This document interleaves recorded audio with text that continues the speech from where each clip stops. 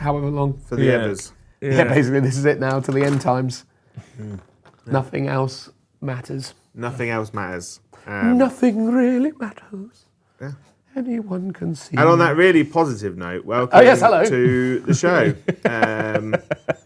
It's me and Dan today. Liam's on the deck. I'm here. I am here. Yeah. Working he away. doesn't want to be seen. Need not be seen. Do you want some good news, Joe? Should we give some good news out right at the start for the 100 people that have turned up at the beginning? Ooh. I'm getting a pay rise. Ha! No, you've already had one of those. A substantial one in the last 12 months. So, you know. I mean, yeah. Is it really? Yeah, it was, yeah.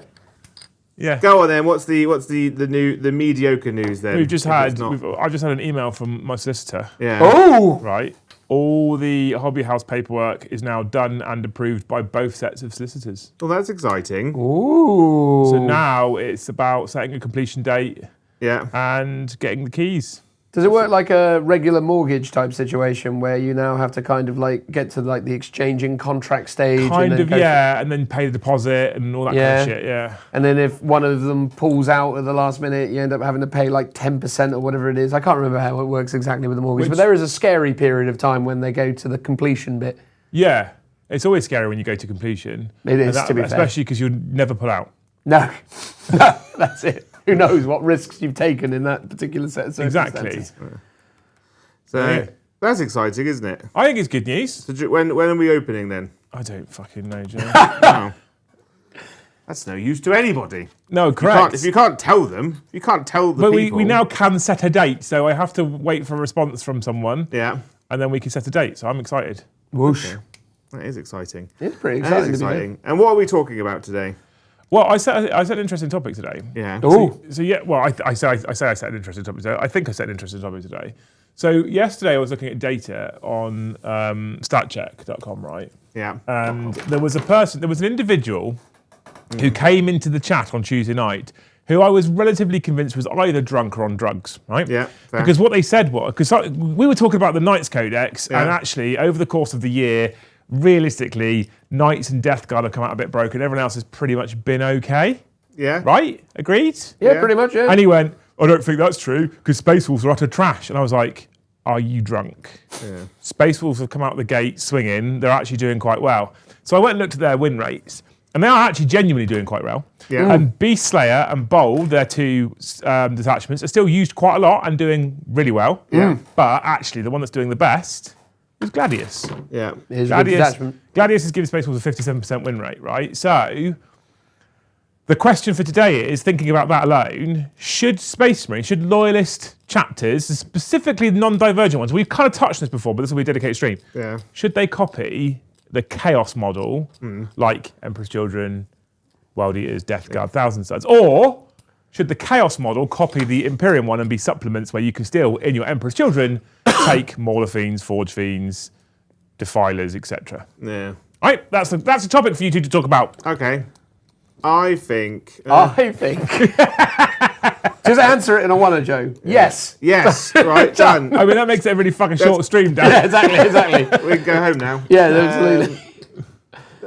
Oh, he hasn't got his So the hypothetical scenario that has almost been created here is it's like you're beginning the work on the 11th edition codexes for Chaos. The sheet is blank. You can do whatever you need to do. Well, the problem is, the rules writers, obviously previous to the current ones, did a really shoddy job, right? What specifically? So in the terms of like, the Death Guard book came up really, really well. The World Eaters one... but it didn't have a good index, did it? Yeah, the World Eaters one is all right. I imagine... Demon Princes are good. Yeah, I imagine Tom will disagree and say they're terrible.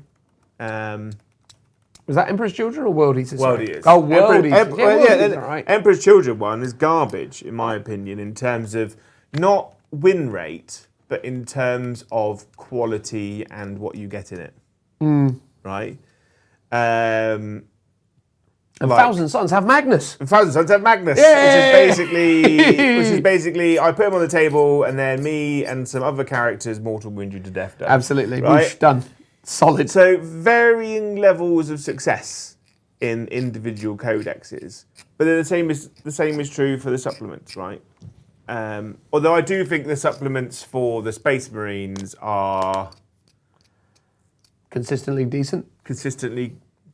Yeah. I I mean- actually think Chaos should go the way of the supplement. They have Reckon? benefited, though, I suppose, most of the supplements at this point, although obviously we've had 2 new supplements come in that I don't believe have received any meaningful balance changes in the form of Black Templars and Space Wolves. But obviously in the case of Blood Angels, Dark Angels, and kind of Deathwatch, because they got like an index thing, didn't they? Which is a weird thing in and of itself. But yeah, those things have at least sort of had some time, because like Dark Angels came out pretty poor. And then they went whoopsie daisy. Yeah. Now they're really good. Yeah. And then Blood Angels came out pretty underwhelming. And then they went, Death Company can be better. Yeah. Ooh. And then it was like, all right, fine. But I still don't think Blood Angels are necessarily tearing it up. I still think they need some work to be done to other key units to kind of bring them to the full. Because Blood Angels obviously have the best detachments outside of Gladius. You reckon? Inheritors, yeah? Yeah, both Liberator Assault Force and Inheritors are both banging. And the Lost Brotherhood, or whatever it's called. Is it Lost Brotherhood? The Death Watch, not Death Watch, Death Company The detachment. Death Company one So is if we look at it, pretty- right, Space Wolves are currently on a 54% overall win rate. Blood Angels are on a 51% overall win rate. We go down to Black Templars on 49%, although they've kind of had a recent change. Space Marines on 48%, Dark Angels on 46%. Well, to be fair, Black Templars have been out for over a month now. Yeah. And I'd say that's pretty low, but obviously I think the Black Templar book was weirdly, I think it's really, really good as someone going from other Space Marines to Black Templars. I think it's really good. But I think the Black Templar book was actually quite ill received by the Black Templar community. I agree. Interestingly, if we look at Space Wolves, the top of their detachments is Gladius, 57%. Next is then Saga of the Beast Slayer. Yeah. Right? But if you go to Blood Angels, there is no sign of Gladius. Liberate Assault Group and Angelic Inheritors, both on 51% win rate. Angelic Inheritors is really, really good, though, to be fair. So good. But Liberator Assault Group is matching it on win rate. Liberator Assault Group had 495 games played, and Angelic Inheritors only had 117 games played. So Liberator Assault Group is being selected more often, Jay. I love data, by the way. Yeah. I think the Liberator Assault Group does kind of over-index because of the fact that it is kind of quintessentially the Blood Angels thing, though, isn't it? Because so many of their units instinctively lean into the +2 strength, +1 attack kind of model. Like when you're building a Blood Angel army, you kind of go, Sanguinary Guard, they're better when they're +2 strength and +1 attack. Well, you've got, if you're doing meta-analysis, as it were, what are the dominating armies in the game, which is both versions of Knights and Death Guard. So, which are both very high toughnesses. So by being Liberator Assault Force, you're going to averages of strength 6 and 7.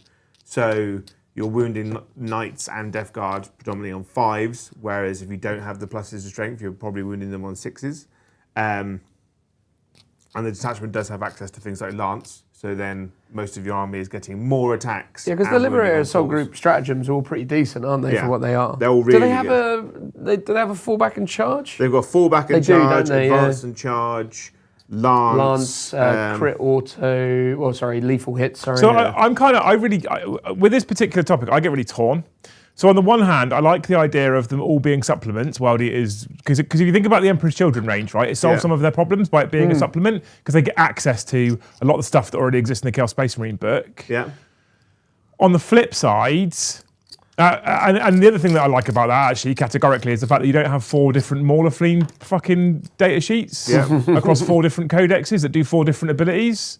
And I prefer that. Although saying that, look at what just happened with Black Templars. They added a little bit of nuance, and then before you know it, you got Black Templars specific Terminators, Black Templars specific I know, it's Stern weird, Guards. isn't it? And then, because on the flip side, then I do like the fact that I hate the fact that for some loyalist factions they get access to literally everything, and they have more data sheets than they can wish for, and they can have access to all. Like if you think about Blood Angels or Dark Angels and the number of detachments they now have access to, it's mental. Yeah. It's a bit much. There's like 4 + 9 or something now. Is that right? Is that what it is? 13 total. Ish.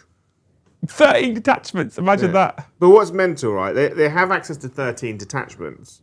I think it's actually 14, isn't it? I think you're forgetting Liberius. Oh yeah, so but Space Marines have access to all of these, but realistically, people are only using one, maybe two that they have access to, because the rest are First company. which are comparatively terrible, right? The Black Templars one, on your little websitey thing there. I'm assuming Black Templars is Gladius. Let me have a look, mate. Give you 2 seconds. I love this website, by the way. Black Templars can't take first company, can they? No. I've started using it more lately, and I really like this website. So in Black Templars, there is. Oh my I'm guessing it's Gladius and Stormlance. Gladius is not at the top. Oh. The top is Vindication Task Force. Is that the banner one? No. Which one is that? I think Vindication Task Force is the Grotmus one.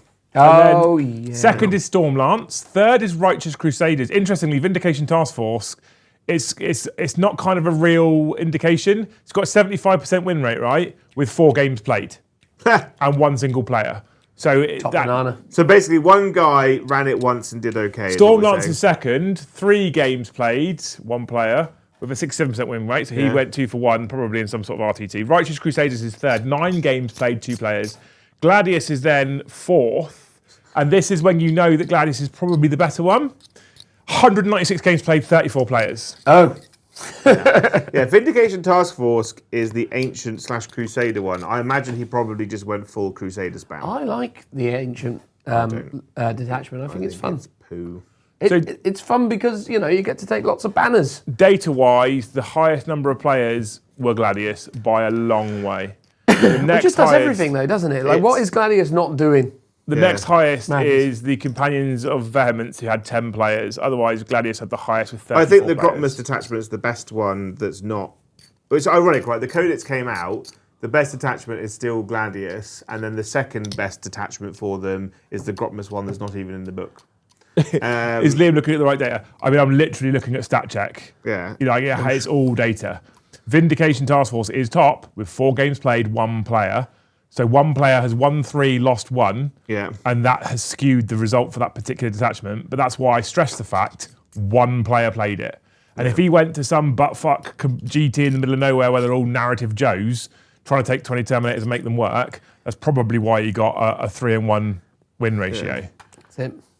He got really drunk and charged out of Redeemers, and that was it. It's just like the problem is the way that they've designed the armies in the game is that Space Marines cannot exist without Gladius, because it's the only thing that's propping them up as a detachment. And I imagine that's why Games Workshop hasn't done anything to touch Gladius, right? Because it's the only thing that's really keeping them in the game. Because if you remove Gladius, excluding Codex detachments, which other detachment are you going to take? For generic Space Marines, Gladius doesn't have the highest win rate, but it does have, again, the highest player count. Yeah. Who has the highest win rate? Is it first company? I reckon Forge it's Fathers, Seekers. Oh yeah, Dreadnought spam. But it's 2 players, 9 games, right? Next one down is the Stormlance, 32 games, 6 players. That's quite a fair amount of data. Vanguard Spearhead then has 53 players, 53 games, 11 players. Ironstorm then has 59 games, 10 players. Then Gladius that has 351 games and 67 players. So what you have at that point... No one plays first company, is what I'm hearing. What you have at that point is you have a large player base who, on average, are going to bring the score of it down, because players who are more casual players will be running Gladius and not doing so well. Yeah. Interestingly, however, Gladius is showing a flat, in normal generic Space Marines, a flat 50% win rate. That's good. That's perfect. Right. And then Liberius Conclave is also flat 50% win rate. Vanguard Spearhead and Ironstorm Spearhead are both showing 51% win rates. So there's a reasonable amount of balance there. It just breaks when you then put Space Wolf models into it, which brings us back to that argument: should they have their own book and not be a supplement? Yeah. But I suppose but they'd have to have more detachments, wouldn't they? If they become their own thing. Yeah, well, not necessarily. Well, how many do like Wild Eaters and Emperor's Children have? Emperor's Children 5 have 4 no, or 5, 6. yeah. Because they're 6, obviously. Yeah, so Space Wolves have 3 in their book. Yeah, So they'd I need a think couple Emperor's Children more. only have 5, don't they? 5. I want to say it's probably 5, but I want to say 6 because obviously 6 is their number. But That would have been smart. that would have been smart. But the problem is, right, is when they try and force all of these detachments into the game, there is ultimately going to be winners and losers. I think. But then I suppose because there are supplements, they could be quite generally lazy. I mean, With the detachments in the supplement, because they go, you've got access to Gladius, so we're just going to have a bit of fun with the ones in your supplement. Whereas if it's a standalone codex, they're like, well, you have to be able to exist on your own. I mean, over 2 years now into 10th edition, Yeah. where are you sitting in terms of actually the detachment system in general, in the sense that are you lamenting the fact that armies have kind of lost a bit maybe of their flavour along the way because everything can be anything? Or are you kind of cool with that? Because I feel like when it started, there was an initial kind of friction there where you're like, but I want them to have to be the thing or whatever I it was. like the current detachment ones because I feel like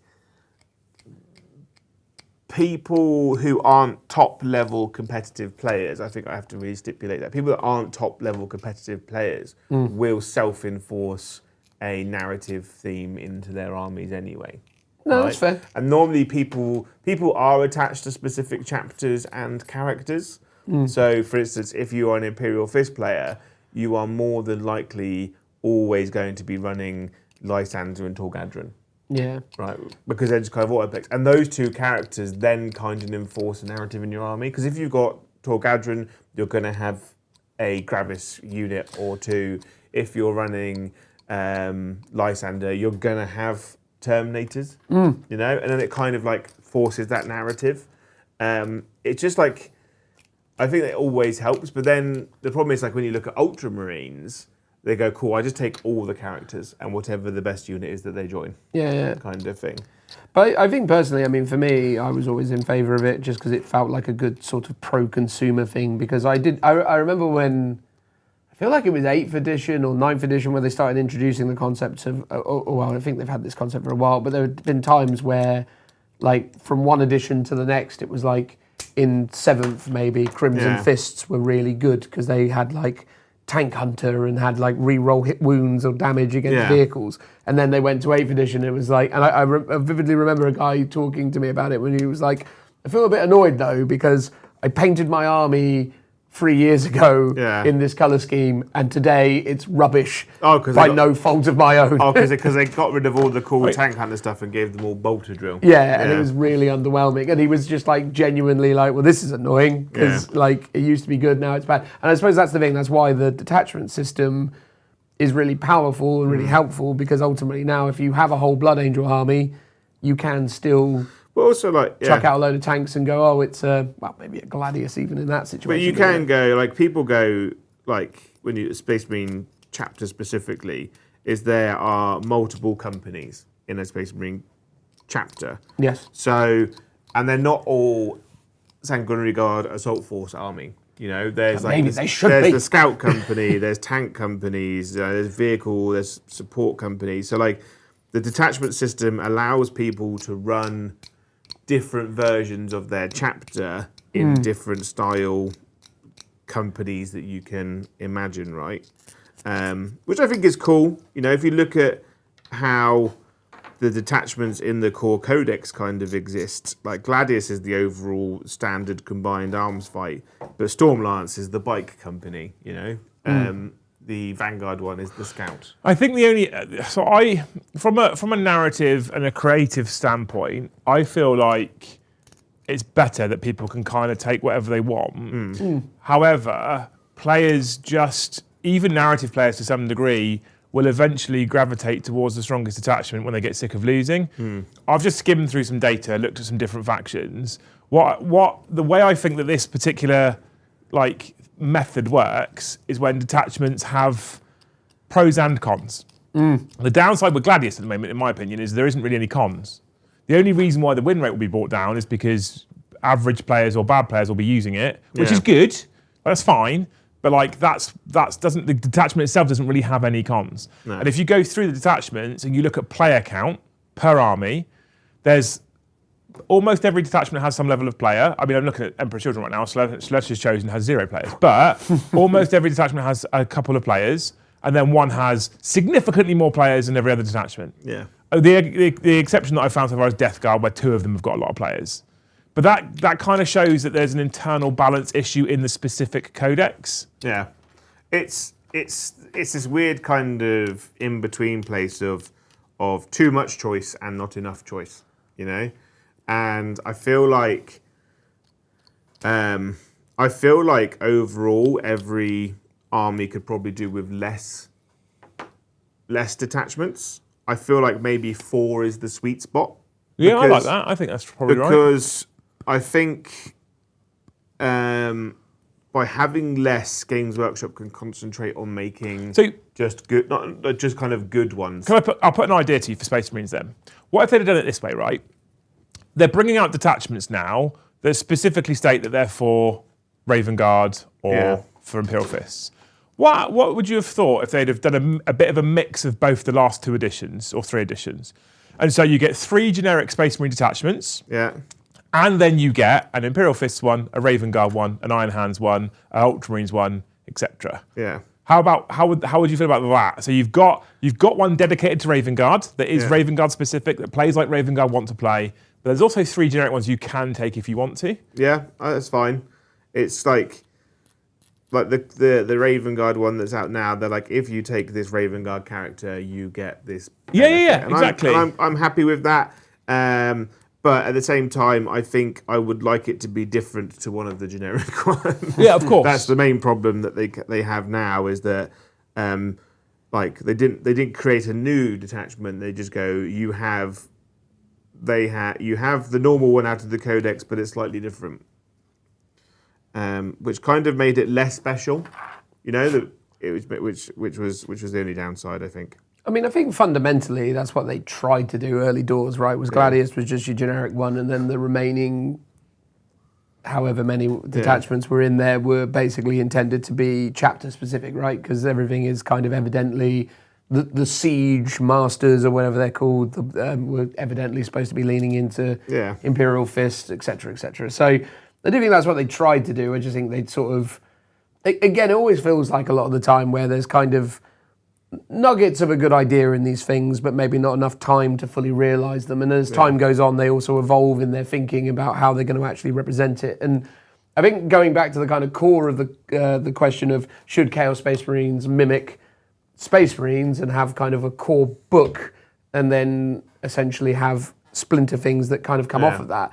I think, yes, in principle, but I think the thing is Chaos Space Marines are not uniform in the same way as kind of Marines are, right? So like Marines kind of all, at least historically, come from a kind of set template. They have the index Astartes, the whole kind of thing where they behave in a fixed manner, whereas no one Chaos Warband kind of operates the same. The Black Legion is very different, or at least it has been very different from how the Crimson Slaughter would have worked back in the day or whatever it was. So, you know, does a kind of book that gives them that kind of baseline uniformity function in the same way? Maybe not, but I still think that you should kind of, given how vast the Chaos range is now, it probably wouldn't hurt to establish that baseline. But I think that's the thing that's interesting, I guess, is they are quite different from the outset in how they work as a piece of fluff. Yeah.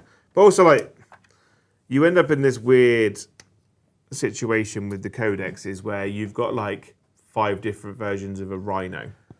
Yeah. And they all do different things. And you've got 5 different versions of, I was going to say predators, but you don't get 5, you only get 4 because they're Emperor's Children. Yeah. You get 5 different versions of the Mauler Fiend, where like two of the books are the same, but the other 3 are all different, kind of thing. And I just feel like I'm like Space Marines, it's all consistent all the way through, but then obviously the Chaos Space Marines, like they're just different versions, which I don't mind because those versions are themed more to how those legions specifically use them. And it's like, well, if you look at Space Marines, Blood Angels would use Land Raiders differently to how Salamanders use them, or Imperial Fists. It's like, would Imperial Fists have access to the Redeemer? would they not have access to a standard Land Raider and the Crusader? Because it's more in keeping. It's almost like the supplements themselves would need a limited list of what things they can take. But then it's like, if you're at that point, you might as well just give them their own book. Yeah, well, they did used to in the past, didn't they? They used to kind of layer on restrictions into these situations where they would be like, oh, if you're using Codex supplement Blood Angels, you have access to these things from Codex Space Marines, but it was like restrictive in terms of what you could and couldn't take, whereas now they've kind of gone for more of a... Well, the Templars, the interesting thing about Templars, where I think they've gone in the right direction, is they've gone, you don't get Oath anymore. Yes. And you have your own versions of certain vehicles, so you don't have access to the Codex Space Marine version of those vehicles. But because you don't have Oath anymore, the units that are affected by Oath become their own thing. Yeah, which, by the way, like, how they decided to... I mean, I know the Sternguard one's pretty terrible. Although, I think, like, the Sternguard one's at least got some viability. Yeah. But that Terminator one, I was like, what were you thinking? Yeah, like, how did we land on this? Yeah, exactly. It's like, oh, so if you retreat from them, you have to, what was it, like a desperate breakout? Oh no! Yeah, like, it's a weird one. I find both the Codex, the supplement Space Wolves and supplement Black Templars, which came out so close to each other, but they were so wildly different and bad in their own way. Because, and it's all based around, the reason I think that they both have their major problems is it's all based around characters. Yeah. Right? The Space Wolves one, only Space Wolf characters can join Space Wolf units. And Space Wolf characters can only join Space Wolf units. Yeah.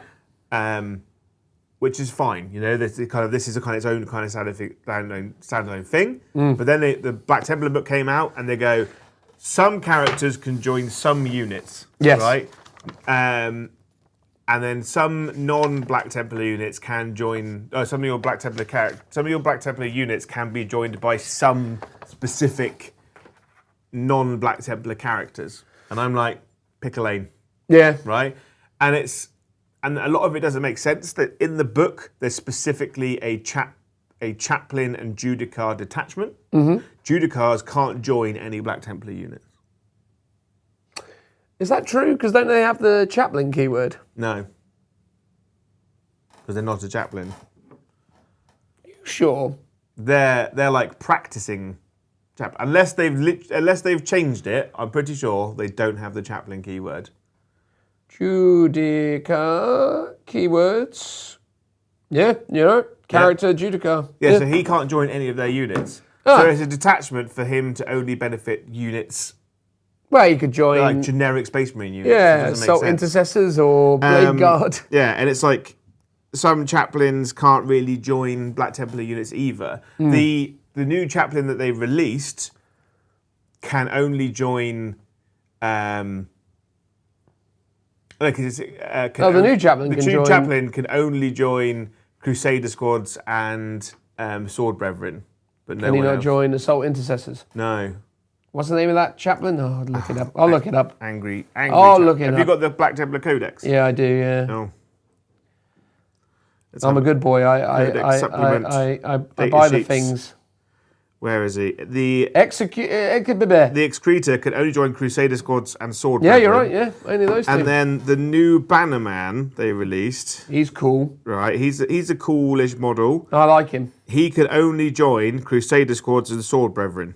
Yeah, but he can join a unit with a captain or Lieutenant or a master. Yeah, all those things. Yeah, so it's just like it just felt like all the units and characters were just chosen solely at random. Yeah, you know. And I'm like, either have it so you can join only your units, or you can join all the units that all the other kind of characters can join. Because it's just a bit annoying. It's weird though, isn't it, I suppose, because I guess when it comes to Black Templars, they are an army that I guess is comprised of a lot of generic Space Marine stuff. Yeah. But not hideous amounts of it, in so much as they've got sort of a good amount of their own stuff. Yeah. and then Space Wolves have a lot more of their own stuff, so they've kind of maybe thought, oh, we'll go more in that direction. But then when you look at like Dark Angels and Blood Angels, really they're just 2 extra units, and everything else is basically the same. Although to be fair, Blood Angels do have more because they've got their, well, they historically had more. These days they have a little less because, yeah. So I just, it's difficult to tell because it's like, I don't really think they think about it though, mate. I just think they are going, what do you reckon? What do you think it should lead? And I think it is time that, I do think personally that like the non-codex Space Marine chapters just become their own codex and games. Oh, okay, so you're going that way. I think. So the reverse is now happening where you're basically going, Chaos Space Marines shouldn't be like Space Marines. Space Marines should be like Chaos. I think now we've talked about it. I'm very much a case of they should just all have their own stuff because I think having generic Space Marines have access to everything, great. And then if you are a non-codex chapter, you have a limited roster available to you. You know, because like I don't think armies like Raven Guard would have access to a huge amount of Gravis stuff. They wouldn't have access to a huge amount of like different. Well, it's not even a case of whether they have access to it. It's more just a case of what is their, you know, what is their preference? What is their leaning? Yeah. You know, what is their? Well, actually, no. Raven Guard is cool. That's a bad example. So, no, I agree. Templars, I don't think have huge access to like siege weapons. So they wouldn't have things like Vindicators and Predators and stuff. I always get confused by Phobos units in.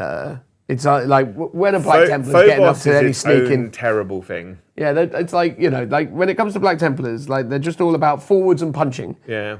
Admittedly, there are some punchy units in Phobos, but I think Phobos in itself is a different conversation. I think Phobos needs to be completely reimagined. Oh, really? Well, I think it almost needs to be its own army in and of itself.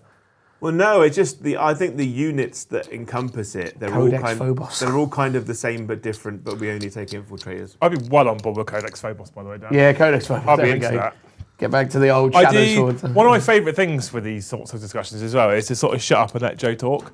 And one of the reasons why is because I love when people work through it, when people work through the thought process, right? Because Joe started off with, no, I think that Emperor's Children and Death Guard should be supplements like Space Marines, and now we are 35 minutes into the stream. He's like, no, actually, Space Wolves should be their own codex, and they shouldn't be a supplement. Yeah. And I find that a lot of people, when you have a real like deep down discussion as to the pros and cons of both, a lot of people seesaw both ways. They're like, oh no, it should be supplements. Oh no, it should be standalone. But I think the problem is that we can only go by the example of like I've said before, it's very much a case of the haves and the have-nots in the current situation, right? Death Guard is an army that is a very good standalone army because it's well supported for characters, vehicles, monsters, the lot. Yeah, it's very well fleshed out. Emperor's Children need to be a supplement because they have fuck all. Yeah, agree. You know? Or they just need to be better supported. Yeah, or they just need to be better supported. But in principle, yeah, you're right. Yeah, like World Eaters, also have a very shallow pool of things. We could go back to the old days though. Do you remember the very first Codex Imperial Knights? Where it was literally like when they first released them in 6th edition and it was just 2 data sheets. It was, here is a Knight Errant and here is a Knight Paladin. Off you go. Have fun. Yeah, it wasn't a criticism, Joe, for reference. It's genuinely interesting because I think there isn't a definite answer. Yeah. I don't think there is a definite they should all be supplement or there is a definite they should all have their own. And we're talking specifically about the kind of divergent chapters, right? Yeah. And I don't think there is a set answer to it. I think the answer is both have merit and both have downsides. Yeah, I think for it to function, I will only see it happen if the game gets indexed, you know, or if it does happen, it will happen in the next edition, and they'll get split off. But we'll only know when like the next Space Marine Codex comes out. But that was the thing, wasn't it? Because historically, so 2nd edition, it was Codex Ultramarines, Codex Angels of Death, Codex Space Wolves, and they were their own thing. And then in 3rd edition, which was the way it was up until, I want to say, 5th edition, they did Codex plus supplements. Yeah. And then in like 5th, they went, nah, everything's just getting its own book. Yeah. And then it basically became Space Marines, Blood Angels, Dark Angels, etc. I think they probably realised that, like, you know, because they're a business, you know, it's all about that money. They probably realised that they make more money out of Space Marine players by giving them access to everything. Because, like, if you say to a Blood Angels player, you don't get access to Predators, Vindicators, and Gravis, you know, that's money that they're not spending. Because it was 9th when they started, basically. 9th was when they went back to making Dark Angels, Blood Angels, and Space Wolves supplements, right? Because in 8th, they were their own books. Yeah, they were, weren't they? Because because weirdly in 8th edition we had Codex supplement Space Marines for Raven Guard, all the other ones that aren't those three. Yeah. And then they went, okay, yeah, sure, let's just add them to the mix. Yeah. And then they had that weird thing in 9th where also Deathwatch was a supplement, and now obviously, I mean Deathwatch as well, by the way, in terms of like the current state of affairs, is such a messy addition to this conversation in terms of everything. I think I've just said this before on a previous stream, is I think Deathwatch should go away and only exist in Agents of the Imperium. I regrettably agree with you, but I always say it with that kind of through gritted teeth because I feel for the people that have invested a lot of time and effort and energy into building. Well, I guess those armies just become Gladius Task Force generic. You know? But the thing is, though, isn't it? It's like, but they're made up of loads of different, like, because obviously a lot of people have gone with units that are made up of loads of different things, and it takes a lot of hobby time to build those sort of things. So I do feel for the Deathwatch players in that sense. But if you look, I agree. We haven't got the rules for the new Deathwatch kill team, but the new Deathwatch kill team does support every mark of armor outside of bikes and in the jump guys, right? Well, yeah, but that's Gravis. You're talking about the Inceptors. They're just they're Gravis with jump packs, aren't they? So if you do have a Deathwatch army, at least you're still going to be able to build 3 squads, you know, or 6 if they're battle line. Yeah. So you still have access to all this stuff. I just think the Agents of the Imperium version is just a much cleaner, nicer version.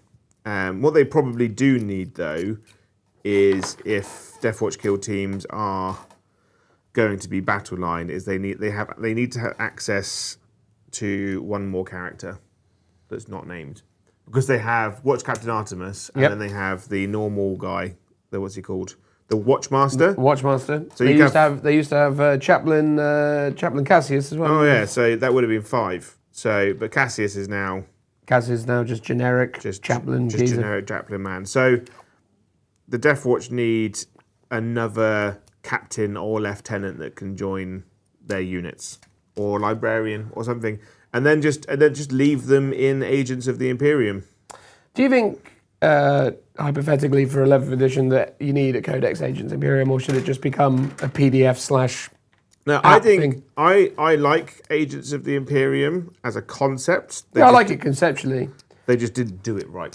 Well, it just feels though that like the relentless pace of kill team releases just seems to kind of completely outstrip it. The name Agents of the Imperium is misrepresentative of what's actually in the book.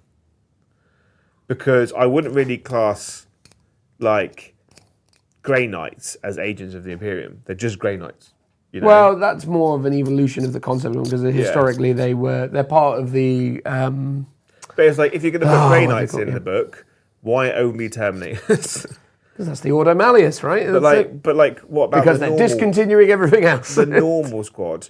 Ivy says, like Codex Witch Hunters was. So change Agents of the Imperium to Codex Witch Hunters, or just have it as Codex Inquisition, right? Yeah. So then you go, it's Codex Inquisition. You have all the characters who are all Inquisitors. Bring back Eisenhorn, and then go. You have access to units that the Inquisition has access to.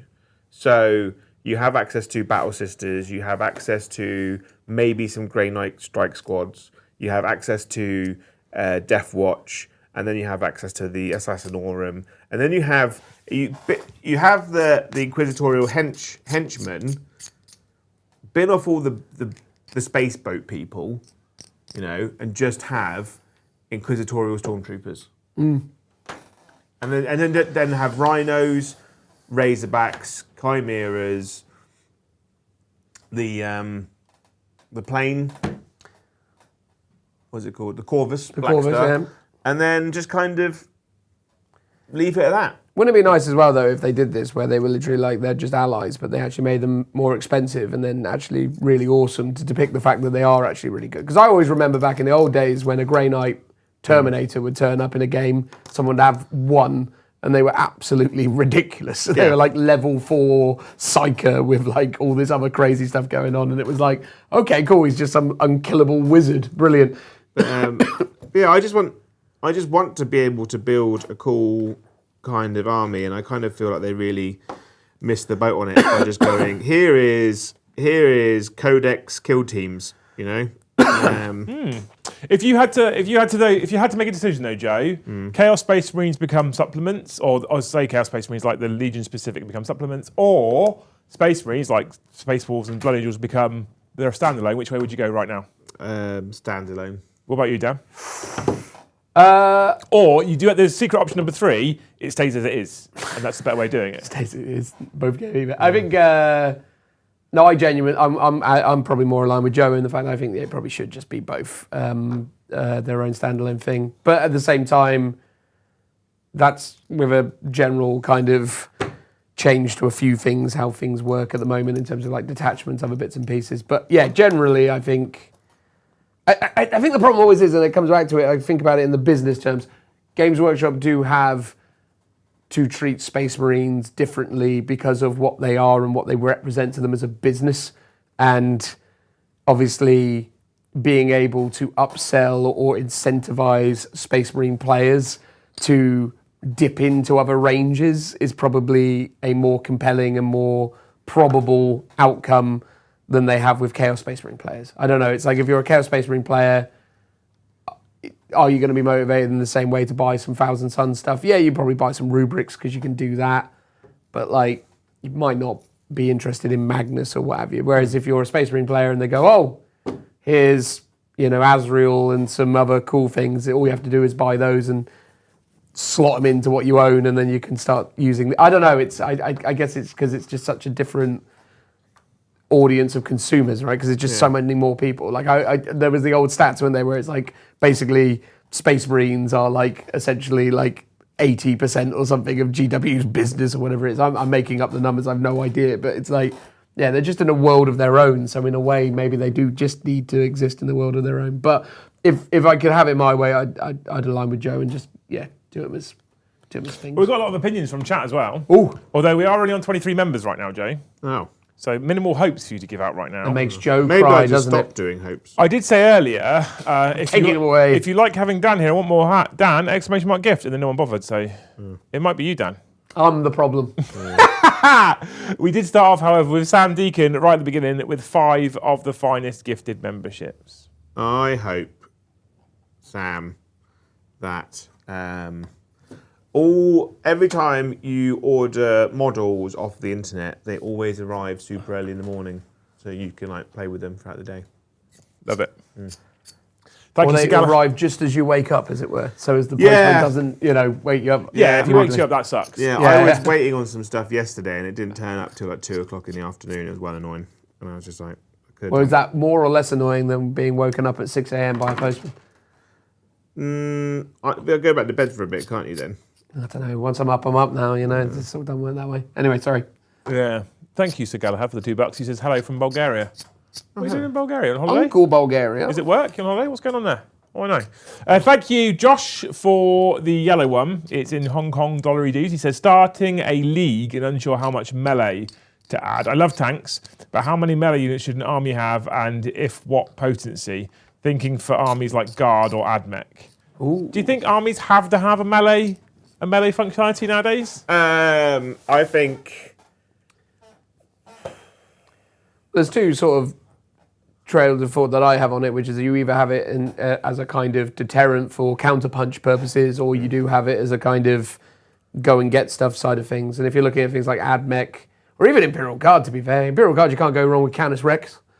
He's a punchy boy in all circumstances. he is. But he's certainly more of an AdMech option. The problem is like it depends. It's hyper dependent on the army, right? So Guard have two kind of ethos when it comes to combat. Is you have screens of absolute trash that stand in the way and eat a charge and then die, and then you shoot whatever's killed your screen, or you look at someone like Bulgrin, who can just kind of can push out and then push people away to then give you more variety in terms of where you're going to shoot. So it's kind of it's either you want to give or receive with Guard, you know. I think with Guard, much like Christmas, it's always better to give, you know. Yeah. Because you want that breathing room. If you're losing screens all the time, it's a very defensive being pushed in. Whereas I think Bulgrin, maybe like 2 units of 6 or 3 units of 3 to kind of like give you some breathing room is probably the better option. And then, as someone said, horses. I really like both Death Riders and Rough Riders. I think Death Riders are really, really good in being like a mobile screen. So if someone comes near you, you can just kind of move in the way. But they don't hit very hard. No. And Rough Riders are super situational. AdMech-wise, though, Punchy robots. 12 robots done. Yeah, Castellan robots all day. I really like Castellan robots. I got a couple boxes of them in the garage, which I need to build and paint for the AdMech. I do want to get them out at some point. We've got some plans for the future. Yeah, I think punchy robots are the best robots. What about an army like Tau, though? Tau, you can't go wrong with screens of crew. You know, but that's the problem, right? It's like I said with the guards. The first instance is that they're literally there just to be murdered. You know, stand in the way, stop things like It's very narrative, scouting and very infiltrating. narrative use of Guard, though, isn't it? To be fair. Yeah, but I think I've always been more infantry based than a treadhead. You know, I'm an infantry commander, and every infantryman's life is important. I don't like just throwing guardsmen away. No. And I do think Imperial Guard do work best as a combined force with infantry supporting tanks. I think this because is why tanks that don't have infantry to protect them are in trouble. I think this is always why I've been a bit more of a Krieg fan, because fuck the infantry. Oh. Their job is to die in the service of the Emperor, Jay. No. It's literally their job. Every guardsmanism. Having one guardsman who can throw a grenade and kill a autarch, what a day, you know? Oodalally. Oodalally, what a day. Okay, well, there you go. I don't think you have to have melee, but I think in the modern, but it's helpful. Yeah, in the modern world of 10th edition and how most of the game is fought in no man's land and in relatively close quarters, having competent melee is relatively important. Potency nowadays, I think you have to kind of be aiming to try and find something, if your codex has it, that is the standard melee profile, so AP2 damage to. Yeah. Because there's so many two wound models out there. I think that's where I wouldn't try too hard to find anything over AP2 because so much stuff in the game either has a 2-up armor save or a 4-up invuln. Yeah, right. Or if they've got a 3-up save. 5-up feel no pain. They've got a 3-up save, they tend to have a 5-up or a 4-up invuln, so it's just like anything over 2 tends to be wasted. There you go. Thanks, Josh, anyway, for the yellow one. Thank you, Whitey55, for the 1 gifted membership. Thank you, Deeks, as well, for a £5 super chat. It says, building a Night Lords list is not fun. I want it to be narrative-based, but able to at least put up a fight, and it just isn't easy. No. This is a Joe topic, isn't it? This is a Joe topic, yeah. Yeah. The old narrative Night Lord list. Narrative Night Lord lists are horrible to build. Isn't the narrative about Night Lords that they love Lord Discordance? Love them. They really love 3 of them. They feel no pain. No, That's what Conrad's Curse was all about. Yeah. It's like, yeah. It's the problem about the Night Lords list, predominantly, is the entire list is built around 2 wound Space Marine. Yeah. It's not a good day. But they can battle shock you, Joe. Battle shock. So yeah, like Warp Talons, very Night Lords, but aggressively overpointed and don't really kill much, right? Because they're aggressively overpointed because they've got uppy downy, but they have the shittest uppy downy in the game. It's so bad because you have to kill something to be able to go into reserve, which means that all they're doing is going after chaff units because they've only got 1 damage power, like lightning claws. Like, warp talons would be so much better if they were damage 2, less attacks, but damage 2. And then they'd be efficient and helpful. Whereas you just gotta go, cool, I'll just take like units of raptors, but anything over 5 is kind of useless.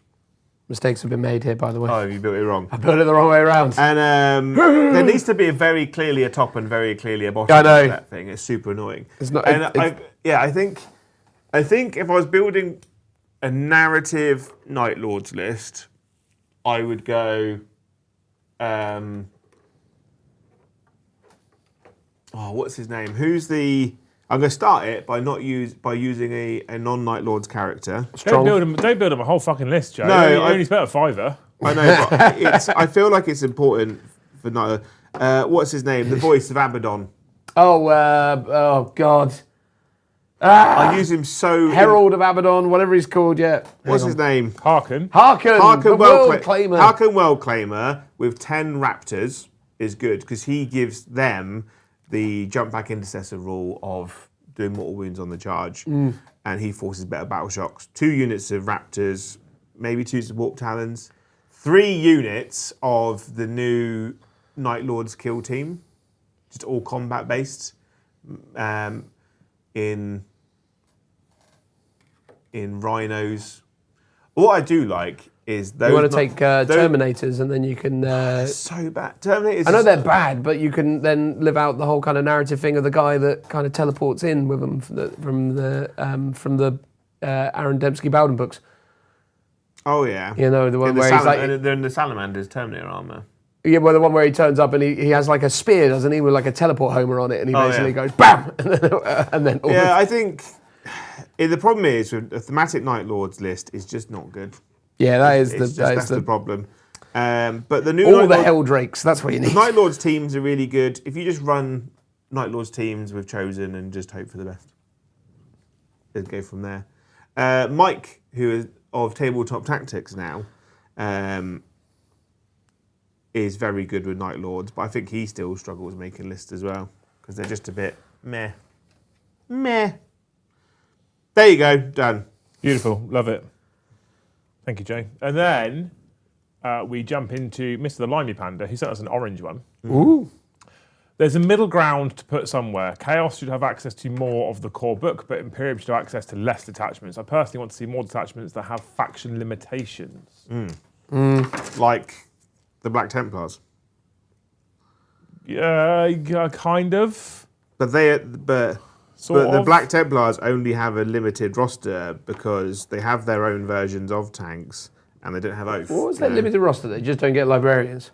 They don't get librarians and they don't get access to all the tanks that they have in their own supplement. Yeah, so it's fine. It's limited in the sense that they can't have First Company Task Force or well, it seems like no one wants that anyway, seemingly. I can get in the bin. Yeah. It's not much of a restriction, though, is it? I think I'd like a little more aggressive restriction. I don't think I want it like heavy restriction, but a little bit more of a restriction would be nice. Yeah. And I go back to Space Wolves before. Now, it seems that they're trying to do like different things. Yeah. So like Space Wolves is a bit of a keyword fuck around with who can join what and what affects what, based on whether it's a Space Wolves unit or an Adeptus Astartes unit. But like, I feel like if they have access to Grey Hunters and Blood Claws, they shouldn't. Well, they don't need Intercessors and Assault Intercessors. Yeah, but the thing is, so that's the interesting. I was actually going to bring this point up. Actually, is too much plastic glue now. Is that the Space Wolves are a prime example of that? You don't need Intercessors because you've got those things, right? But you can't apply that rule to Black Templars because if you've got Crusade Squad, so you can't have Intercessors. But the Crusade Squad only comes in a 10. Yeah, exactly. It's so annoying. It's like, I feel like if there was a 5-man version of the Crusade squad, it would more likely to get picked. Crusader squads are cool though. They're cool, but they're way too many points. Yeah, that's true. But they are cool. They are cool, right, and they are narrative, but they're way too many points, and 4 of the people are just ablative wounds. You know, the poor little scouty boys just kind of are just there to die. They love it. It's the points that's the issue, isn't it? When everything is, when people are building lists and they seem to have this like need to be hyper efficient with every point spent. Yeah. Extra points for a 10-man unit that you don't need seems to be. Well, it's kind of like it's the Call of Duty thing, right? It's all about efficiency of the things that you have access to. Everyone wants the best weapon loadout to do the wins, right? Chat are saying Space Wolves have the same problem though, because Grey Hunters and Bloodclaws are locked to 10s, which they are. Yeah. But I don't understand why they're locked to 10s. It doesn't make sense. Because that's what they sell them in the boxes. But Emperor's Children come in 10s, but you can take them in 5s. Yeah. And it's like... But the difference with Emperor's Children, I guess, is you can build Infractors or Tormentors. Yeah. So you could, with one box, build 5 Infractors, 5 Tormentors, I guess. Are very much... They're not a dual box, are they? No. They're one and done. And this is what I mean. There seems to be this like weird, not necessarily consistent approach. And I don't know if this is intentional, whether they're just trying shit. I'm not sure. I think they're just making do with whatever comes their way. The studio send them some stuff and they go, God, what have they done this time? All right, fine. Jesus. What's interesting is that the problem is that the Space Wolf, Bloodclaw and Grey Hunter units are, even though they come in 10 like the Crusade squad, have much better rules. Yeah. You know, and it's like, I don't mind paying for 10 Grey Hunters or Bloodclaws because what they do on the table is so much better than what a Crusade squad does. And I think if you could take 5 Grey Hunters at OC3 each, they become arguably broken. Yeah. Because if you think about it, right? So I can't remember the points of 10, but if you're able to take 5 for say 100 points or 90 points or whatever, and have a single 5-man unit that can run around at OC 15, that's probably broken. To be fair, because then you can have, especially as a battle line unit, you could have 6 OC 15 units that are reasonably okay at shooting and quite good at combat for fuck all points. That's mad. So I guess that the 10-man unit is a case of you need to really want that high OC level. Annoying that librarians can't join them. Because if a librarian joined a 20-man Grey Hunter or Bloodclaw unit, it's a 20-man brick of 4-up inver. Well, yeah, quite. That would be exciting, wouldn't it? That would be exciting. exciting. It's a storm man. But I think that's the thing, though. I feel like a lot of the time with the GW team, when it comes to a lot of these decisions, I think it's less so about making the best choice and just more about making the least worst choice. But they do say that a lot of units get designed first, and then the rule, like box sets are designed first, and then the rules come afterwards. Yeah, that's consistently what they've been saying. Although they have recently been talking about, so they put out videos for the Chaos Dwarves, the Hashut fellas. The hashtags of Hebel. Yeah, those. Yeah. And they were sort of saying actually that there was a bit more collaboration in between the studio and the actual design team when it came that to. Was all the time. Yeah, but they were saying it in the case of that particular Age of Sigmar release. Does that work with 40k? Who knows? It feels like probably not, but maybe they're getting back to it. I know, obviously, if you go back and look at old weird Warhammer YouTube that they've not worked out how to delete, there is a brilliant set of videos where Phil Kelly and Jez are talking about the creation of Drakari, or Dark Elder as they were at the time. Yeah. And it's an amazing series of videos, and you can tell that those two individuals are working really collaboratively with each other to create a range, whereas these days I feel like it's just like, what have you come up with then? Okay, cool, we'll figure it out. You know? My favourite one is what I think it was Peachy told her. It was talking on stream where the painters sometimes don't check the source material. Right. And then they paint units, and because of the decision that they've just made on the spot, massively changes the narrative. Amazing. Yeah. So like, oh, I'm going to paint these Blood Angels with yellow helmets, you know? Yeah. And it's like, well, that's normally the Assault Cadre. And they painted, I think basically was that it was Assault Intercessors on foot were painted with yellow helmets, even though that they would have been an assault choice. Yeah. But actually, they're a battle line choice kind of thing. It's just stuff like that. Or they go, oh, this unit symbol's now green, even though historically throughout 6 editions it's always been blue. Yeah. Or they've changed the number of. They've just put a random number 3 on the armor, and people are like, it's across the whole army. We've chosen number 3. Are they now the 3rd Legion, the 3rd chapter? Are they the 3rd company? It's just stuff like that. It's one of my favourite things where when bolt guns were used to be always painted red, and then randomly they started being painted black. Yeah. Was that random? Was it? That was just a random thing that happened. Cool. Thank you, Dan, for the $20. And you're a legend. We are on, Joe, we're on 24 members. 24. We've got 76 to go. There's 250 people watching. Oh. If every single one of you gifts 1 or 5 or 10 or 50, we'll probably hit the target. Boosh. I mean, 50 will get If 2 people do that, boom, done. They'll get a lot of the way, won't they? It would, yeah. And Joe's in tonight with Andy and Tom as well, so you can't let him down, chat. There you go. Right. Yeah. Who is this Andy, Joe? I have never heard of him. It's a nice chat. Andy is a lovely boy. Andy the Necron. Andy the Necron. Yeah. Oh, lovely. I like Andy. Thank you so much, Kaz, for the $5. Nick says, yes, if Wolves want to run Gladius, only 25% top supplement units and no army rule. Easy to balance too. So if you want to get access to generic detachments, have restrictions on your... I don't think the army should have the restriction. I think the detachment should have a restriction. Okay. So if you're running... Gladius is the hard one to pick. So I'll pick the... So like Stormlance, you can't have heavy tanks. Ooh. So you can't have Predators, Gladiators, the servo turret, the siege bunker. If you're, it's basically the only stuff you can have in your army is fast-moving vehicles, transports, bikes, and jump infantry. It's all about speed. The Vanguard detachment should only be Phobos units. Yeah. And you just go down that way, the Anvil Siege Force. But I think you give has a positive. No fast units, it's all... But you give a positive as well, right? So, Yeah, so X you- unit becomes battle line or whatever. Yeah, or you go... the thing is, the detachment rule is also part of the benefit, right? So all of your fast stuff gets advanced and charge. That's pretty strong. If you're Anvil Siege Force, you don't have access to speedy things, but your whole army maybe re-rolls 1s to wound versus monsters and vehicles. Yeah. Stuff like that. Like, there has to be a positive and a negative. The positive is the detachment rule and the stratagems at the end of the day. That is the positive. Okay.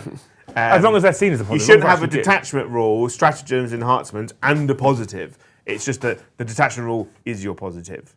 I think that would work much better in terms of streamlining, but also balance, right? Because currently every unit in every book can join every detachment in every book that they have access to, which means balancing is a nightmare. It's why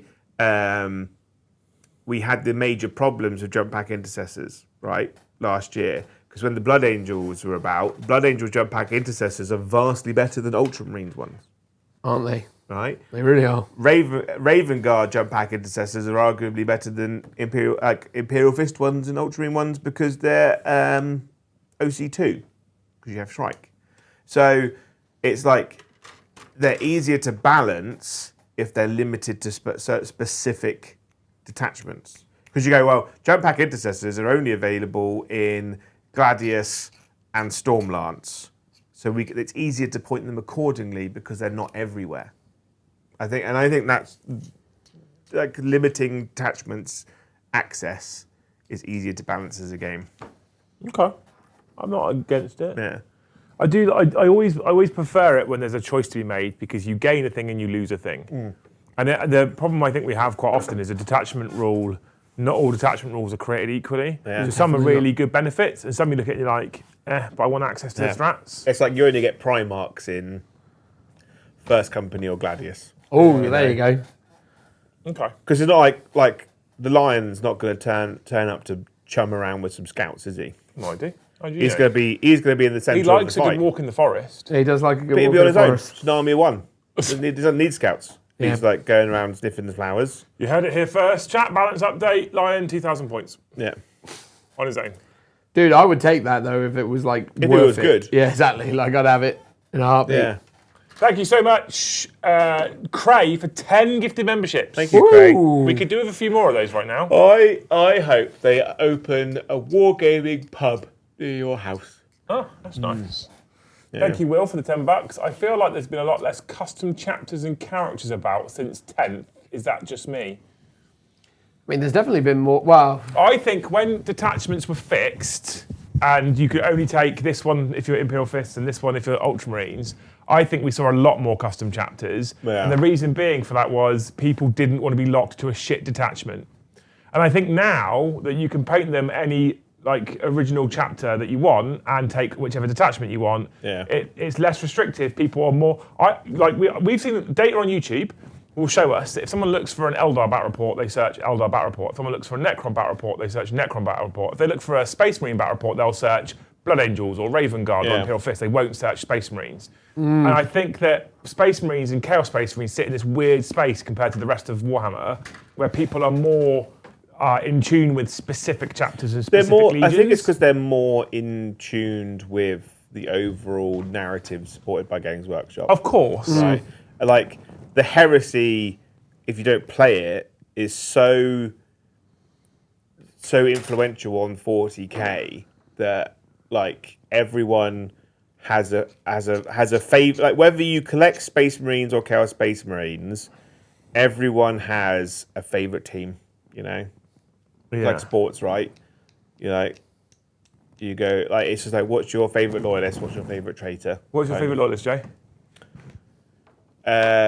What heresy? No, loyalist. That's why I said loyalist. it's just My favorite loyalist.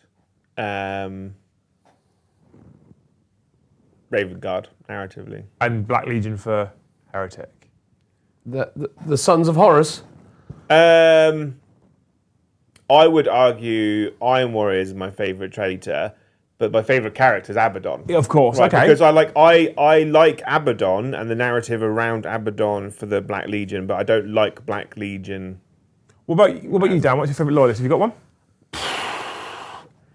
I mean, I feel like my favourite loyalist chapter on balance is Dark Angels. I always love the idea of like, you know, them being because it was always having, wasn't it? Lionel Johnson said something to the effect of, it's like the Space Wolves are the Emperor's executioners, whereas the Dark Angels are the Emperor's exterminators. Yeah. It's like when we go somewhere, you don't hear about it. Yeah, we're not. It's just dead. Yeah, like the Space Wolves are there to send a message. And the Dark Angels are to remove the problem. Honestly, Dark Angels and Space Wolves for me are almost joint top. I think Space Wolves sit just above. Yeah. It's an interesting, two to have at the top there as well, mate. Given the fact that obviously they don't get on too well. I love them both. The medieval aesthetic from the Dark Angels I adore, and then the fucking Viking. I mean, look at the studio you're in. Yeah, the Viking aesthetic sings to me. Dark Angels are just like, I really, I mean, again, the whole thing about obviously the events of Caliban, everything that went on there. I mean, Watchers in the Dark, as they've developed that narrative, has become a bit weird as time's They've gone just on. kind of become, like, Watchers in the Dark have kind of become, over time, a really cute, fun narrative joke. Yeah. You know? Yeah. Oh, there's a Watcher in the Dark, and he dropped the helmet, kind of thing. And not like there's this really imposing psychic threat sat in the corner of the room. Who has the capacity to just whisk you away into nothing and you're never seen ever again. What are your favourite heretics, Dan? And you can't say Dark Angels. No, Luther. Favourite heretic, I would go with... Well, my favourite Primarch of the heretics is Conrad Kurz. So I guess Night Lords is going to have to be the option. Because Kurz is just ridiculously entertaining. I love the fact that he's super angsty, that he hates everything, including his own legion. They're very much like... I've always like in the narrative, they're very much like the Blackadder Legion. Yeah. Right? Very kind of self-procrastinating, self-hating, but very funny.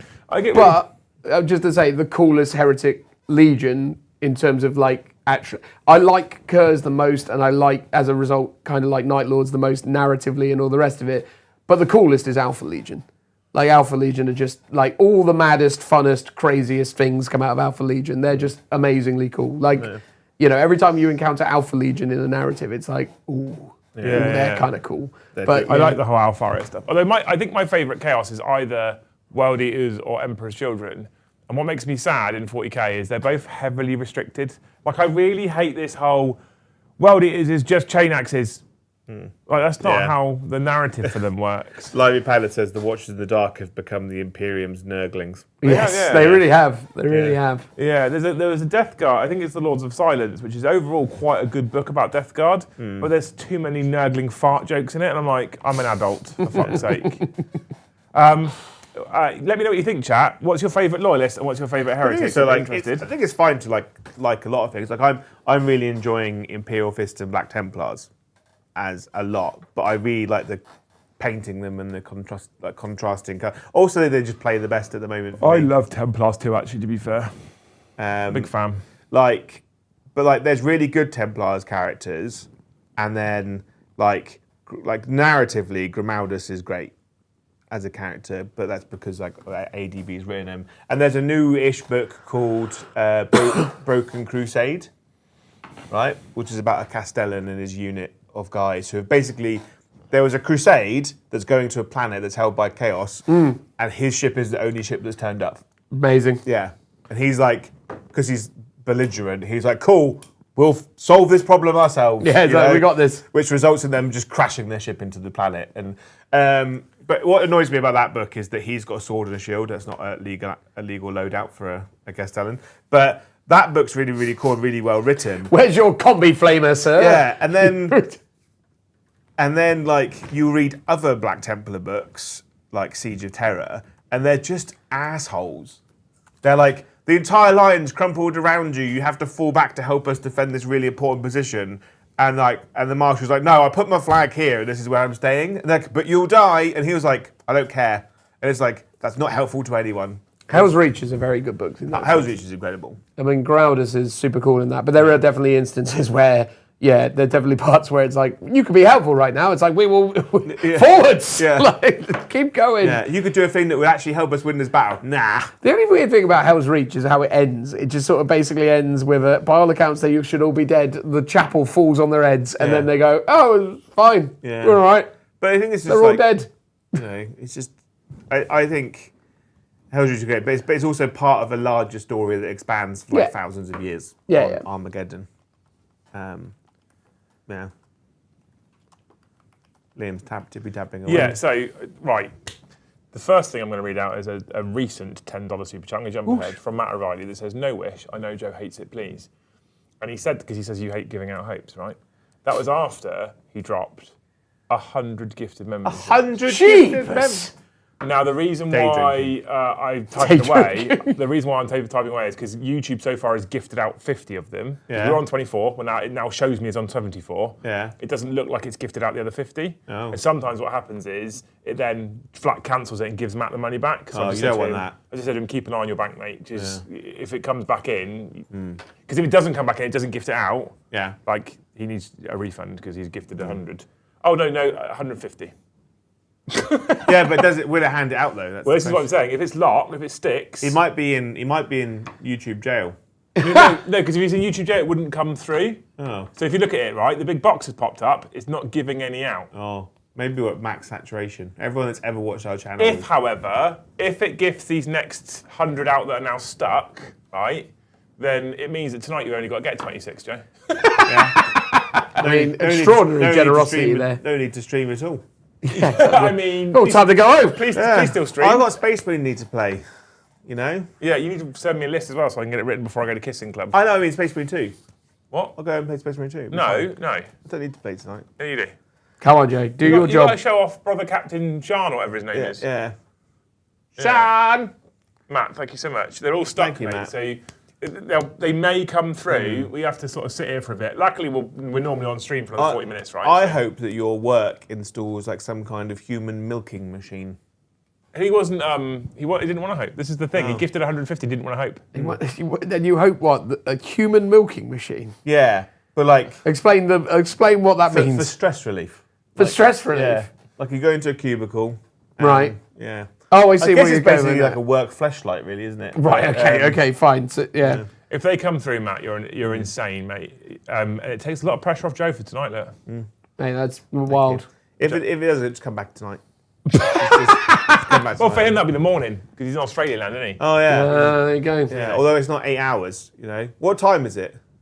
What, there at the moment, Yeah. it's like midnight or something now, isn't Yeah. it? Or close What to. a ledge. I'm not entirely sure the time difference, to be fair. David Roberts, thank you for the one gifted Necromancer Goblin. Thank you for the yellow one. He says, think it is time to split off the divergent chapters. Before they were different from the main codex and also had limitations of what to take, but now they feel like Space Marine Plus. They do. They do feel a bit like it's like, as a Space Force player, and I am a Space Force player, Joe, you play Blood Angels and Templars.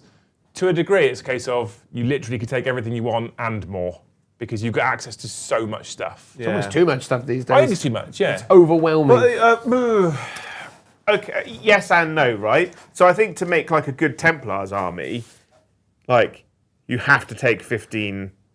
Like to make an efficient, good Black Templars army, you have to run 3 Marshals, 3 Castellans, and 15 Sword Brethren. Not 30. No, 30 is overkill. Overkill. Right? You've done too much. You've gone too far. You've at gone that too point. far. You want to have the Emperor's Champion, but he's only good in Assault Intercessors on foot because they give him the rerolls. Helbrecht is, because they changed Helbrecht's rules from the Index to the Codex, he's just not as good as a Marshal. Fair. He's damage free, which is really cool, but the Marshal just gives the unit the 5-up. He's the best Space Marine mini though, so you just take him anyway. He is really good. He's the sexiest. I do of Space really Marines. like. What I want to do, what bugs me is Bayard's Revenge is on a base that's too big. That's It's true. such a cool model as Because well, he's, isn't it? in my opinion, he's the best Black Templar model. Nah, Of Helbrecht is, Barnyard's mate. Revenge. I want more models like that in armies. I want more. Dioramas. These kind of commemorative like store models that go out all the time, right? Just do really cool sculpts. Like Warhammer Plus. I think they're trying to. Yeah, but right, okay, I'll rephrase that. They're all really cool sculpts. I'm not all of them. I'm currently trying to get hold of every captain model with a plasma pistol and power fist. How many is that? 6? I think the only one I'm missing is the White Consoles one. Oh yeah. Captain Macinius. Yes. I don't have him, but I've got all the other power fist men. Is the one with the casual fist more of a like? The casual fisting, as opposed to aggressive fisting, which Open everyone hand. else is doing. Yeah, Open palm. I'm fine with those, right? But if you look at Warhammer Plus, you've got the really cool kind of necromancer guy who's raising the people from the dead, and you've got the bones. No, it's not a bones. No, thing, it's is a it? spirit It's a seer. spirit seer on top of some Wraith constructs, right? Bayard's, Busting moves as well. Bayard's Revenge is on a cool base where he's literally like killing an orc. They're so much better than Space Marine with casual fist. It'd be cool if he was like full Hadouken, right? The best of the limited edition Space Marine. Well, actually, the two of the best limited edition Space Marine things, other than Bayard's Revenge, was first of all the champion one where he was like, Oh, he's a really nice model. He's like, yeah, he's cool. Oh, he's cool as shit. And then yeah. Geezer, the sergeant, who's kind of pensive, as he sort of on his oh, shoulder, veteran sergeant. and he's got a know dead who orc you at his mean. feet, and he's all like, Yeah, but even that's like a mini. yeah, that's great. That's a great model. It's a beautiful model, but it's like a mini diorama. Yeah, it's great. More like that. More like But that. very champion bloke, which is cool. Cool. Yeah. Um, That's what I want. It's interesting. I think I do want some more restrictions though from Yeah. that. But- Like if you gain a unit, you should probably lose a unit somewhere to a point. Two bases, they're really cool, but the big old base decorative bases make them less usable as game pieces. But it's like, well, their base size, if they release a commemorative version of something, that base size is also usable, I think. Oh, is that what you want? Because Bayard's Revenge is on a 50 and Emperor's Champion is on a 40, It's not a huge amount difference. They did change it with Gotrek. He comes with 2 bases. Does he? Yeah. He comes with his diorama base and his game pace. Ooh. right? And then basically you just move him from the two bases. It's not like Horus Heresy where they have a diorama base that them and their 40mm base slot into, which I also would like to see. Yeah, that'd be cool. Why know? don't they just do that? Yeah. Thank you so much, Tank Leonone, for the $5. I would prefer a standalone Dark Angels Codex with more variation in battle line units and limitations on what can be taken, but tanks' profiles should be equal. How do you feel about that? That's an interesting comment, because the one that I specifically get really frustrated with is Demon Engines in the 4 Chaos books. Yeah. And how they all have different rules, and it really fucks me off. Warhammer children, they don't get there. We still get more. Those are different rules, though, aren't they? Yeah, no they do rules get is different. Yeah, it's just kind of, it's the same but different. But then the flying demon prince and the foot demon prince in Emperor's Children are the same as the ones in the generic Chaos Space Marine book, but the ones in World Eaters, Thousand Suns, and Death Guard, all different. But I feel like this is where them being a standalone codex hurts, because I feel like you could make a demon prince in the Chaos Space Marine book that does a thing that is relevant to all 4 legions as well, and just say you can take a demon prince or flying demon prince. But then I also hate the fact. So this is where I'm going to get a little bit annoyed and ranty. I hate the fact that there is flying demon prince of wings, 2 different data sheets. I don't know why there isn't demon prince. Add 40 points for wings. Right? This really fucking annoys me. Same as captains. Why is there? Why are we in a place where a Space Marine player can take an army that has 3 captains in Gravis armor, 3 captains in Terminator armor, 3 captains in Phobos armor? I'll tell you why. It's right? fucking bullshit. It's because captains are squad upgrades, and the Space Marine army doesn't function without captains. And if you restrict captains to 1 data sheet, you could only have 3 in an army, which then means the army doesn't function because captains because basic Space Marine units are pretty sub-tier, and they only get better with the additions of captains. In 2,000 points, I don't want It's 3 because they fucking... removed auras. If they brought auras back into the game, then the requirement to have multiple captains goes away. Agree. Maybe they just take the captain data sheet and call it Sergeant, and then just I've move been on. saying this for fucking ages. I've been saying this like all edition. Space Marine captains are just sergeants. Yeah. Yeah, which is a shame, because narratively speaking, so we've had lots of feedback over the last week or so when I've been talking about how do we change up the content, spice up the content. Lots of wonderful ideas. One of the ideas is, even for our standard games, a little bit of a narrative setting at the start of the game goes a long way to setting the scene as to why, for example, Raven Guard are fighting Necrons, right? So feed the table, come up with a reason why they're fighting, explain that reason to the chat. I love it. It's super easy, super simple to do. It becomes difficult to immerse yourself in narrative when someone goes, I've got 9 captains in 2,000 points. I'm going Everywhere extreme, is the last stand of that chapter. Right, exactly. Exactly. That's why, like, I'm really enjoying the Imperial Fists at the moment. I'm enjoying Black Templars. I'm having multiple company hero. I've got 3 company hero units in my army, right? Because I think they're great. They're my favourite Space Marine unit now. Yeah, but now, right, But- this isn't a dig at all. I don't want you to take it that way. Narratively speaking, the army should have 1 unit of company heroes with a captain, and that's the army. Yeah, but right? a unit company hero should also be able to have a chaplain join it, an apothecary. Yeah, right. Yeah. But what I'm saying is you'd have 1. Yeah. Maximum, right? Narratively. The problem we live in, because of the way that 10th edition is, and they are a good unit, and they're very good with the character in, you're now going, well, I want 3. Because they're good, and they're more efficient than everything else. But also, at the same time, you can only have 3 in an army that has 24 captains. So, it's like... Yeah, that's right. Yeah, so, like, only 3 of them can be accompanied by friends. Maybe they should just make the points cheaper or more expensive, make the games smaller. Maybe, because the thing is, but even then, I've got 2 company hero units that are Imperial Fists, and I've got 1 which I've used Sword Brethren units because they're specific. Because they're going to be, I'm going to have they're going to follow the Imperial Fist rules when they're on the table. But I like the idea of having a Black Templar contingent on the table because they're Imperial Fists. But it's like, well, what I'm probably going to do now is I'll do more captains and more units in the Imperial Fists. I will probably add them in as Crimson Fists. And the Imperial Fist army as a whole will be just a collection of multiple chapter units. So it makes more sense if you've got 3 captains on the table. One's a chapter master, one's a captain, one's a Crimson Fist captain who's just there helping. And I feel like that makes it easier to swallow. You know, like Blood Angels is easy because you're always on bar. Yeah. You know. And there's 20 captains. There's 20 captains, and all the chapters. Because there is. All the successor chapters there are all just red. You know. So thank you, Sam Deacon, for the $2. He says, hot take, remove Gladius from Divergent chapters. Ooh. Don't disagree.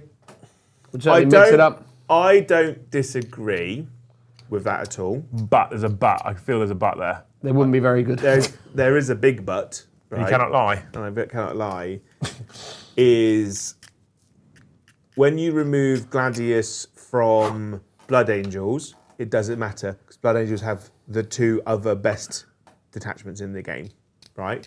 Yeah, okay. When you remove it from Space Wolves, you're like, meh, Beast Slayer's still good. Beast Slayer's still got quite a high win It's still percentage. really good, really good. It's within the Goldilocks Yeah. zone, but yeah. You take it from Dark Angels, you're like, cool, just take Wrath of the Rock Yeah, always. all the time. Right, okay. Right? And then you remove it from Black Templars, you're like, I'm not going to use any of the Codex attachments because they're all garbage. So I only have access to the Grotmus attachment. Yeah. Right?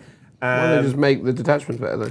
You should just make it. But the problem is, like I said earlier, like the rules writing for detachments outside of the core codex, they can be generally quite lazy with because they have access to the core codex detachments. Like, Are they being lazy or like they just... Stormlance is a really good detachment, advanced and charge, but you need transports and mounted, and they're all a bit poo.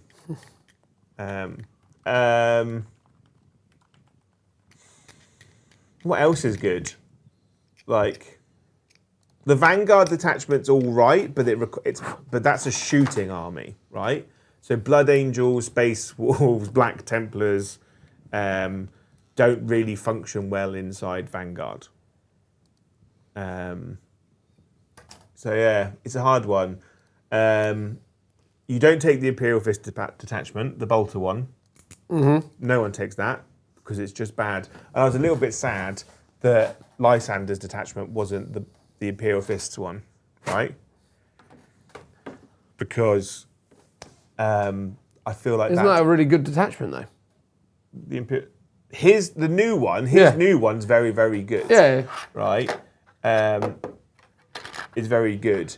But that isn't the Imperial Fist one. the Imperial Fist detachment is very bad. Oh. Because it's in a game that's designed about moving, getting on objectives, the entire detachment's about standing still. Having the heavy keyword. And having the heavy keyword, it just doesn't function. The Salamander detachment is very good. Although someone brought up something in chat, in the comments about Tuesday, right? And basically saying that, like, we did the Imperial Fist dirty. You did? We did, and a couple other channels have done Imperial Fist dirty because they had to fight the Imperial Knights. Yeah. What I said in the comments was like, as a content creators, right, we're in the privileged position that we get to release 2 videos a week to the public because most people hide it behind a paywall. So we go dig. All right, we've got 2, right? We've got 2. A Games Workshop this week released the Imperial Knights Codex and 2 new Space Marine detachments. And as a content creators, we want to show it off as soon as possible.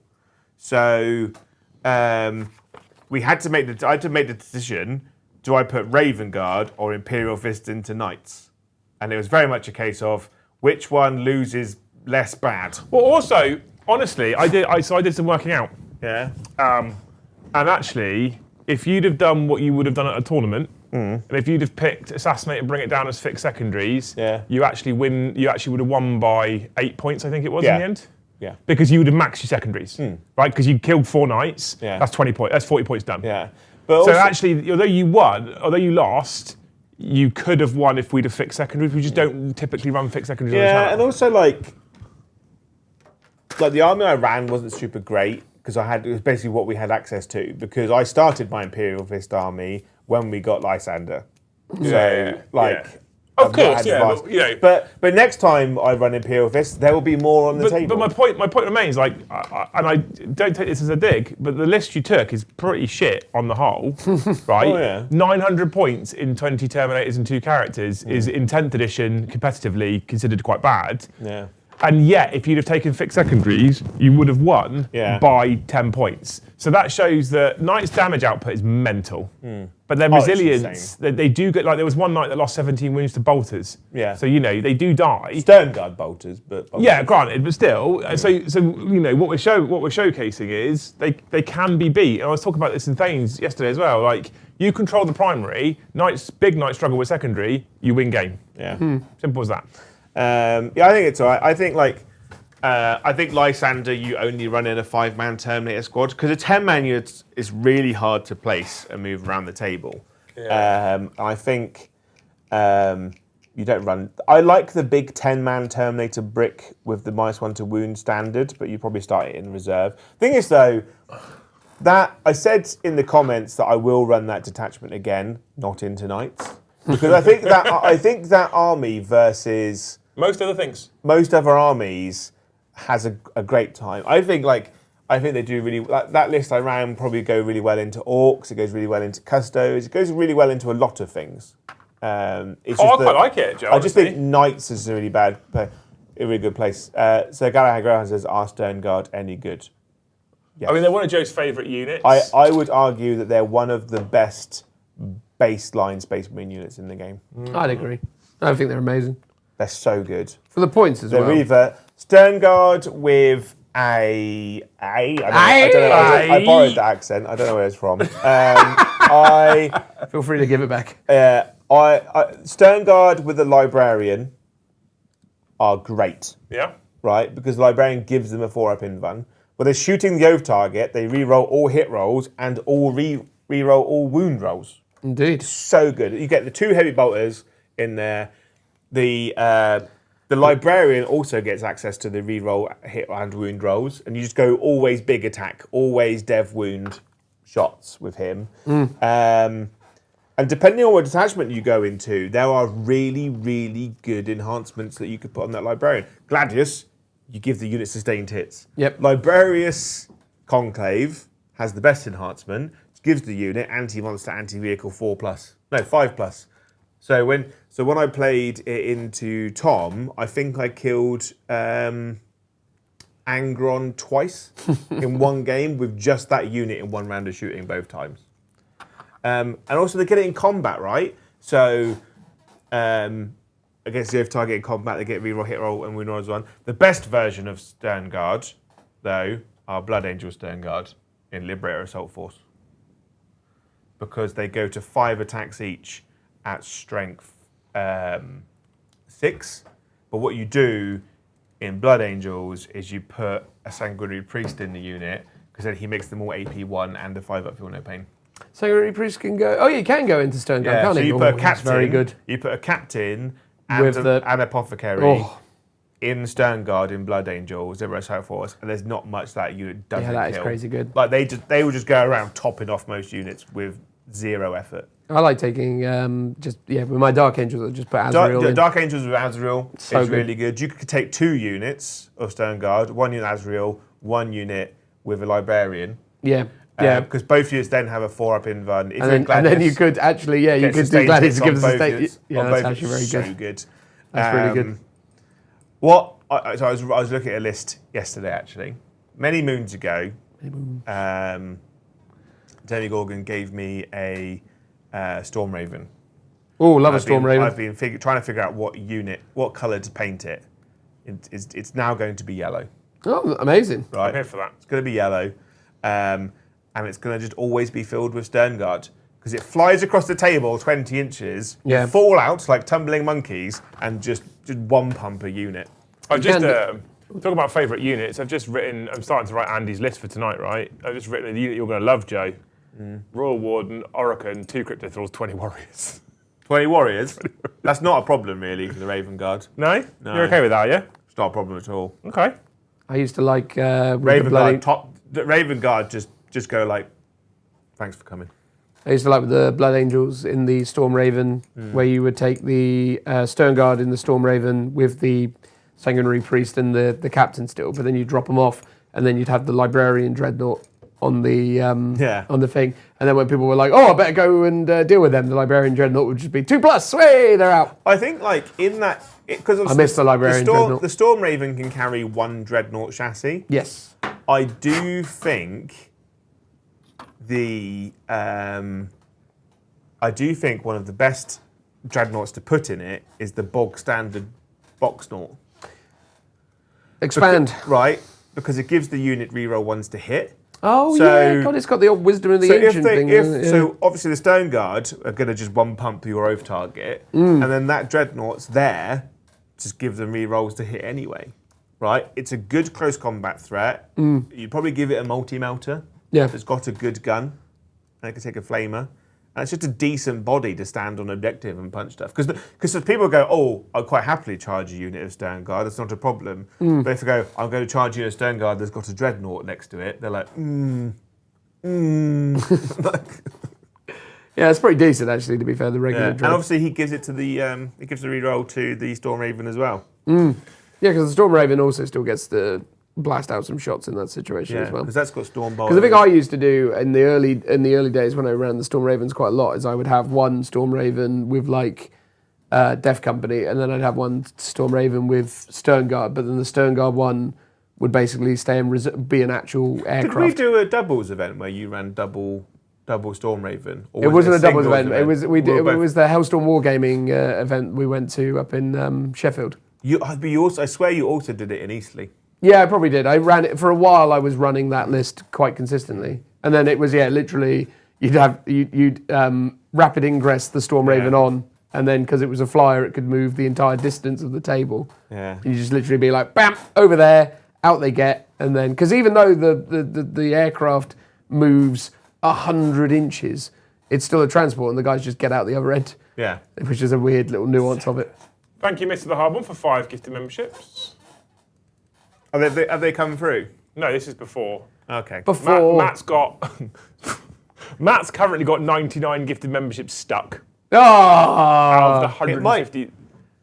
It might unstick That's what I'm hoping for. after. I mean, I was like normally on a Thursday, I'm like, we need to finish relatively close to being on time because I've got Kissing Club to go to. But I don't know if you've seen the weather outside. It is biblically I can hear it. Yeah, it's bad. You just stay here. We can go for another half hour. It's fine. Yeah. We can let that clear up. That's fair. I need to jump on a call with someone at 3:30 though, so we could do a we'll be right back thing for 2 minutes. We as could swap. round it off. Unless what's chat? Oh, there's a fair lot to go, Joe. You keep every time we get a £2, Yeah. you waffle for half hour, which is fine. I'm into it, but like, so thank you, Mr. Hardborn, for 5 gifted memberships. Hope him, Joe. Hope him. Hope him, Joe. Hope. Hardborn. Hardborn for 5, yeah. I hope that your email is working, so you can send us your logo. Is he just going to get logo based? You just get logo based until we get it. Right. I love that you support us, and it's great. And it's wonderful. But we don't have a swirly dirly to have. We can't advertise you properly. All we can do is say your name. Which is great. He's like, say my name. I mean, to be fair, his link's doing okay for us. I mean, and that's great, but it could do better if we had a wicked sick thing. Wicked sick. Yeah. Lockie says, where'd I get my t-shirt? I got it off the... If needs must, Dan, you can also just dive into the terrain cupboard and shut the door, and I'll just sit in your seat. Oh yeah, it's all good, mate. Well, Yeah. we'll be I fine. was saying I'll bug out in 20 minutes or 15 minutes. I got it off of the the Games Workshop merchandise website. It's the cheapest of the Raven Guard t-shirts, and that's why I bought it. Minimal print. I mean, when you Just say literally cheapest, just a little though, bit. what is cheapest? I think it's still like 25 quid. Oh, it's not cheap, is it, really, for a t-shirt? Well, it's a valuable IP. Look at that. Yeah. Yeah. I mean, it definitely doesn't look like something else. Yeah. You could have probably used my affiliate link on the merchandise page. Oh, Joe, come on. If after they invited me to it and I filled in the form, they would have accepted it. Oh. But the affiliate link would have given me any discount though, would it? I don't know how it works, Joe, because I never accepted If it. it's an affiliate link, you just would have got money. Games Workshops emailed me and invited me to be an affiliate on their merchandise page. Ooh. I filled it all in, never got accepted. Oh. Maybe we should contact them about that and be like, we would push it. I would push it, but I'd rather sell my own t-shirts. There was one that got advertised to me on Instagram. Oh yeah. By someone wearing the t-shirt, and the t-shirt was a Space Marine, but his armor was the White Monster. Or the White Cannon Monster. The White Cannon Monster, so with all like the cool swirls and stuff on it.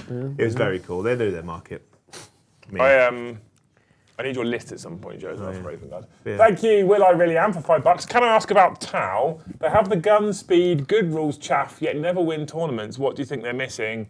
What would you change? They're not super easy to run. I think that's because then I would say that they're an easy to run high skill level army, right? In the sense that they're easy to put on the table and they're easy to fire big guns at people, but unless you really nail movement and screening, right, they just don't win. Because at the moment your opponent catches you, you die. Yeah. And like Paddy's taken them to a lot of tournaments. I don't think he's gone higher than 3-2, 2-3 with them. And he's so tired at the end of the day. He's just knackered because the amount of brain power it requires, like pre-measuring, like guessing what your opponent's going to do in 2 turns, because they're just a nightmare. I think tournament players want easy wins at the end of the day. They want the game that they win the best and it's easy to do. You don't want decision fatigue. I think Tau also struggle from. So you're right. I think I agree with you, but I also think they struggle from a lack of a decent melee-based unit. They don't really have a decent, strong screen or melee unit they can stick. Because, like I say, the game is fought in no man's land for the most part. Yeah. You know, and when Tau push into no man's land and you lock all their units up in melee, there's then not a great deal they can do. The problem is though with Tau, if you in their current state, if you give them a really good melee unit, I think they become too good. I agree. No, absolutely. They're because they're an army that's is inherently a nightmare to balance because like most armies, you have to spread out their damage output throughout an entire turn, both movement, shooting, charging, and combat. And then obviously it's about model placement and survivability. Whereas Tau just sits in one phase, the shooting phase, and so they're like, you have to do all of your damage output in one phase, whereas like World Eaters and Blood Angels, they have a little bit of shooting, a lot of combat, and their combat damage output could be spread out over 2 turns, your turn and your opponent's turn, whereas Tau is all in your own shooting phase. That's where the damage comes from. And it's a horrible, horrible army for Games Workshop to balance. Because as we've experienced since they've been released, Tau are either very, very broken shooting or very, very terrible shooting. And that's the thing though, isn't it? In the past where they've given them things like reactive moves or really powerful alpha strikes and other bits and pieces, they do become very oppressive very quickly because if you can't... Because I suppose the tricks you used to give them or they have given them to make them viable is things like reaction moves or reduction of charge ranges or any of that kind of stuff.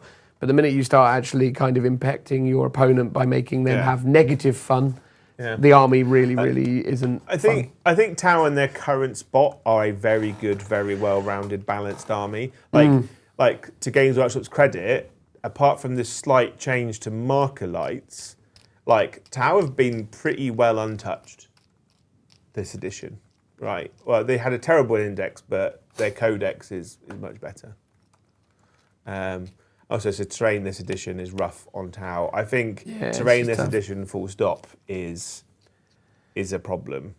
But that's the problem. The problem is that the terrain rules and the terrain situation we have is a third-party thing that's been created to deal with Games Workshop's rule set. Well, Games Workshop adopted it themselves. I mean, they publish art. But they had to adopt it because everyone else had house ruled the terrain. Yeah, no, I agree. I think that's the thing, though, isn't it? It's almost like, I guess the situation you find is that terrain layout works for maybe 75, 85% of the roster. It's just that, Tower, one of the unfortunate ones that fall foul with having fixed terrain layouts then means the game's easier to balance. But the problem is when you have fixed terrain layouts, right, is that when you don't stick to those fixed terrain layouts, the game becomes wildly unbalanced. Right? It is a nightmare. I do feel for Games Workshop because what we play now is not the game that we played 15 years ago. God no.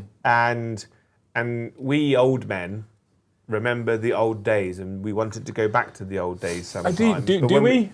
But when we try and play like the old days, it's horrible. But sometimes people I say love the that, old and then days. I'm like, oh, cool. So you wanted your Codex to come out and be shit, and then be stuck there for 7 years with no updates? Yeah. Because that's what happened in the old days. I want. Yeah, but sometimes they came out and they were great. They stayed great They forever. stayed great forever. That is the thing that also happened, Dan. Yes, correct. Viva la Jam, thank you for the $5. Did my first tournament of the weekend. Not sure I would do it again. First was against a sweaty Emperor's Children player. Rest was SL Marines. SL? Salamanders. I don't know. Maybe it's Space. I don't know. Space Marine based teams are dull. Yeah. SL Marines. What's SL, SL Marines? I'm sad that you didn't have a great experience. I mean, that sucks. SL. Just sort of transfixed on SL Marines right now. Yeah. Because I feel like that would fix it if we know where I can't remember how the keyboard works. Is L in close proximity to W on a keyboard, Liam? You've got one in front of you. What's S and L next to? Is S is next to A and D. what and W? L is next to K Oh, okay. and colon. No, it can't be anything. There we go. Anyway, but yeah, no, it sucks that you had a bad experience from a tournament perspective. I think the problem is that we currently live in a state of hyper competitively focused people, you know. I think on the whole, though, people are a lot better in terms of their conduct at tournaments now. I think more people have kind of realised. Stormlance. Stormlance. That makes sense. Just full bum rush. Okay. Yeah, it's rough. I feel like you had a rough ride, but also location. You know, where you're going, what type. We now live in a time where, as a planet or certain countries, we are overserviced in tournaments, right? Like every weekend, there's something like 240k tournaments happening across the planet. It is a thing. Every weekend. And depending on where you go to play those tournaments will probably result in the kind of event that you have. So if you went to a Warhammer World event, they're my favourite. Oh yeah, they're immense. Because you're at Warhammer World, right? And people tend to play a more relaxed, less gamey game at Warhammer World. There'll still be strong opponents, there'll be strong armies, because it is a tournament, people are there to win.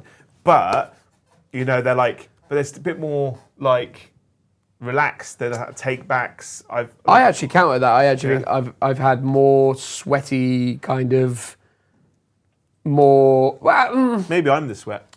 Maybe, but I think I've had more agitation. More people being agitated at Warhammer World than other places. But that being said, a lot of those experiences I'm referencing, I think, are from kind of the pre-COVID era. I think 8th edition and backwards 40k, I think we were this kind of early kind of group of gamers that were kind of getting back into it, or maybe more people were coming out, and the competitive mindset was a little bit more centered around kind of, the gotchas and all this other stuff. But as time's gone on, I think people have gotten better. So I think most of my bad experiences anywhere are probably actually...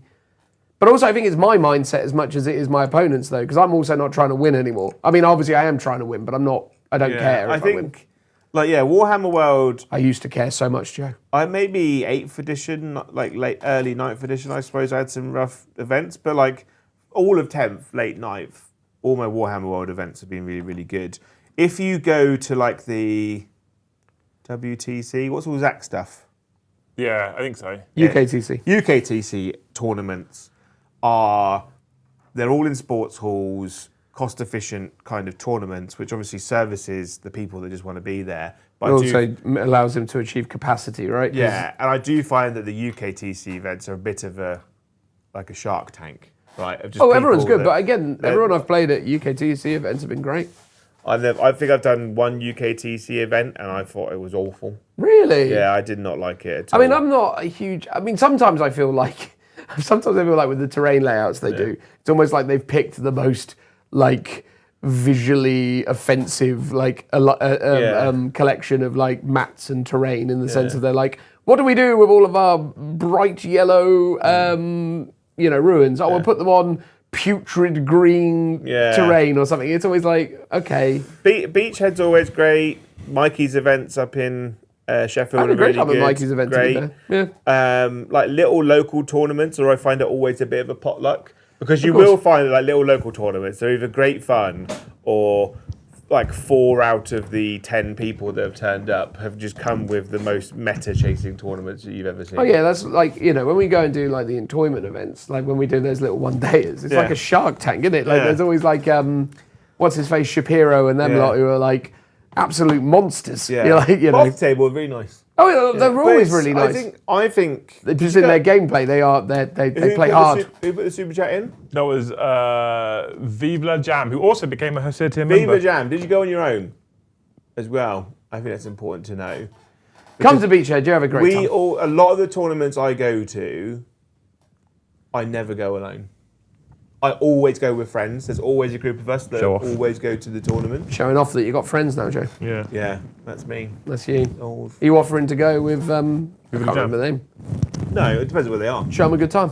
Well, it's in pounds, so, the super chat's in pounds. There you go. Like, Joe will join you, and then you have a great time. Because if you go to events or tournaments, like you can always, if it is your first, like, this will be your second tournament, right? If you go with a mate, you go, can I get paired into my mate round 1? You're guaranteed to have a good game round 1. Yeah. And you go, we don't care about who wins or loses. I just want my first game to be fun. That's been the opposite between you and me, Joe, every time it happens with you. Because you always cheat. I don't always cheat, you're just rubbish. Time you just cheat. I remember, we did some practice games in your house, right, in your garage, and I beat you with my Drakari versus your Eldar. Yeah. And then I played you at Beachhead, and then it was on the one specific terrain layout and map that we hadn't done. Yeah. And then you cheated and won. I didn't cheat, I just beat you. You just cheated and won. You were rubbish. Just cheated and won. You know what that was though, Joe? What? And what created that problem? What? Is because at that time, even though you were founding member of the Lookout Sir podcast and a valued contributor to the Lookout Sir podcast, you chose at the time to have the team name Vanguard Tactics. I know, but I did work for them at the time. You didn't? Didn't I? Nope. This was before you worked for them. Oh. But you were courting it. You were opening your bum to Steve. You were like, ooh, put it in. But what came instead? Bam! the Eldari flying division came and bombed you. A literal fist of regret is what it was. Absolutely. Yeah. Great. I wouldn't be here if it wasn't for Steve. Correct. Exactly. Think of that, I think that's fair, Yeah.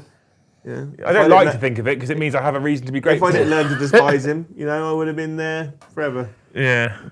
Exactly. All I can say is when I was here playing 40k with you last Thursday, it seemed like you were cheating. I'll be honest with you, Dan. He literally cheated on Tuesday. There you go. He was firing multi-melters out of Imperial Fist Gladius Lancers. I'd be playing Templar Lancers. It was my Templar Lancers on the table, so I was like, they got multi-melters on them, haven't they? Anyway. I've never run a non-black Nick says the Fist of Justice rarely comes lubed, Joe. Yeah.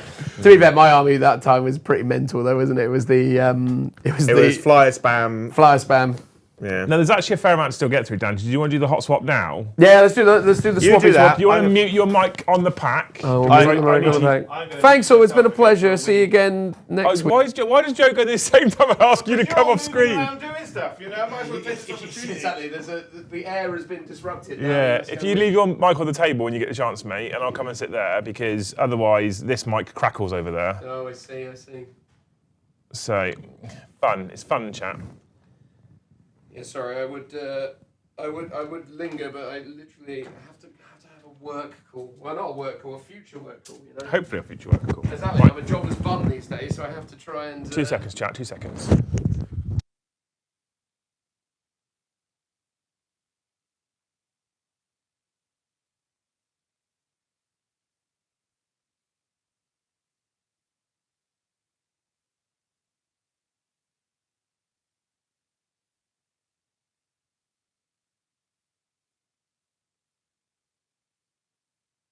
Isn't silence fun? Of course, Joe picks this very moment to go to the bathroom as well, just so we had no one on camera for a second, of course. Hey, everyone. I know some of you, Matt and Will Stewart specifically, I know you guys have gifted extras as well, by the way. We have, get this, chat, we have 114 members currently stuck in the void. I gave an extra 5 of my free ones to try and force them through, because sometimes when a single gift comes through, it'll just set the rest of them off. It happens sometimes. It doesn't seem to be working today at the moment. So both Matt and Will, can you please keep an eye on your payment methods and bank statements, because there is a chance, I didn't mute you at the deck. So. I muted myself, don't worry. Okay, there is every chance that what YouTube will do is they'll just flat refund you.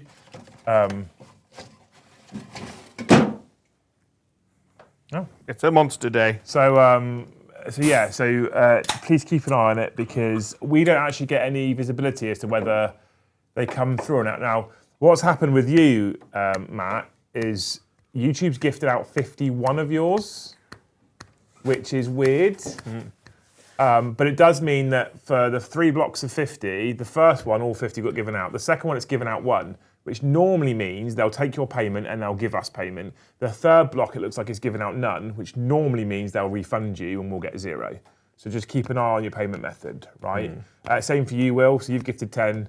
Matt's just gifted 5 more. It might push them through. It might, but it probably won't, because I've also tried to push it through with 5 free members as well. Just come back tonight. Yeah. So normally when you end a stream and start a new stream, it fixes it and it sorts itself out, but not always. So we'll see. I don't know. Anyway, there's a fair few things still to get through. So Glamber Gaming, thank you for the $10. Is this such an issue because custom chapters exist? I have a Blood Dragon chapter that effectively mixes Blood Angels and Salamanders, theme and playstyle wiles. That doesn't work if you limit the roster. And this is the thing, right? I don't want to. I actually personally love custom chapters. I know you're very much a actual chapter fan. Yeah. But I love custom chapters. I'm a person who quite happily goes to a tournament and spends the first 10 minutes listening to the other person tell me about his custom chapter and why it exists. Do you not like that? I fucking hate it. I love that shit. Really? Right, and I know I'm going to sound like a terrible, terrible person. I hate it. I love that stuff. I love the Games Workshop approved lore, right? And then I love custom chapters, I love Minotaurs. I used to have a Minotaurs army. I had the Red Scorpions army. I've had all the kind of Edge Case Space Marine chapters. But when someone's takes up the first 10 minutes of my time at a table, it's this is Chapter Master Jedediah. He likes building sheds in the wood. Here's Sergeant Colin. He killed a land raider. And I'm I don't care. If you have custom lore, hope you draw me, not Joe. I'm happy that you're happy.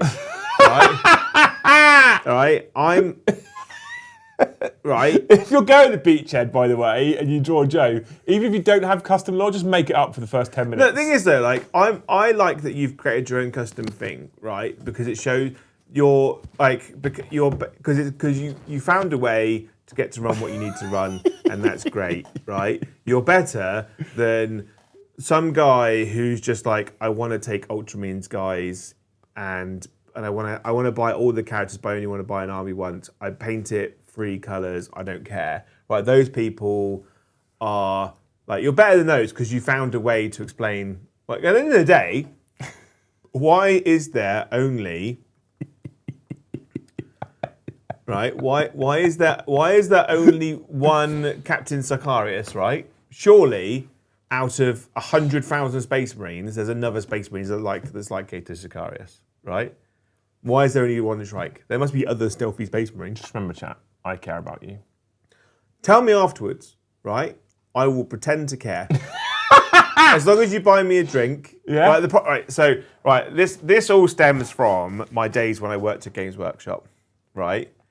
And it was worse because I was paid to stand there and listen, right? I'm sure that makes it better. No. At least you're being paid to stand there and listen. If it's something you don't enjoy, at least you'd rather be paid to do it than do it No, for because free. the problem was, right, if it was terrible, nowadays I'm like, that's wonderful, that's lovely, obviously you've done a great job, well done. But when you're at Games Workshop, no matter what someone tells you, you have to be hyper positive about it, right? And you're stuck there, you can't leave, right? If I'm at a tournament or whatever and someone's boring the shit out of me, I'm like, I've got to go to the toilet. I always need a wee, so it's not a lie, right? And I'll go to the toilet and come out, and hopefully they've moved on. There's been a couple of cases where people have waited outside the toilet and then continued to tell me. Beautiful. And I'm like, That's weird. leave me alone. That's a bit weird. I'm like, I'm going to go and talk to some people now, and then they follow you. And I'm like, okay, I guess like I'll just pretend but you're not here, and eventually you'll go away. But like I like it, but sometimes it's like over the top. I remember watching a battle report for another channel, and I'm not going to say who it was. The intro was 45 minutes long. I know who it was. Right. Now you've said that. Right. And the guy who was on the channel, the guest, described every single unit in his army. Right. The entire backstory of the narrative that Games Workshop was like this unit does this because of this. The sergeant's called this. He did this in this other game, and this guy here with this gun, he did this. And they went through every single unit, right? It was a real MS unit, so there's 47 units. They went on for ages. I was just like, I can't watch this. This is terrible. Thank you, Will Stewart, for the $5. So what I'm getting is that if Games Workshop would properly support a new faction or army with a proper range, it can be. It's one thing, wouldn't that be nice? If one thing, Games Workshop would probably support a new faction or army with a proper range, it can be. What? I get what you're saying, right? And this is where Emperor's Children, I think, have struggled in this edition, is because they've released a new faction, and I don't think they've properly supported it. It doesn't really have options. So Emperor's Children have a massive problem in the sense that their narrative and lore that Games Workshop's created, right, in the past, only one unit existed for them, which is Noise Marines. And you can't build an army of Noise Marines. So they've gone, you need to have a Lord character, right? And that Lord guy leads Noise Marines. Yeah, and you're but like, cool. And then we'll do a normal generic Lord. What's a normal generic Lord going to lead? Well, we'll keep them a cool battle line unit of cool Space Marines that are kind of like Legionnaires but different. And you're like, cool. But Emperor's Children also have Palatine blades, so we'll make them like the flawless blades.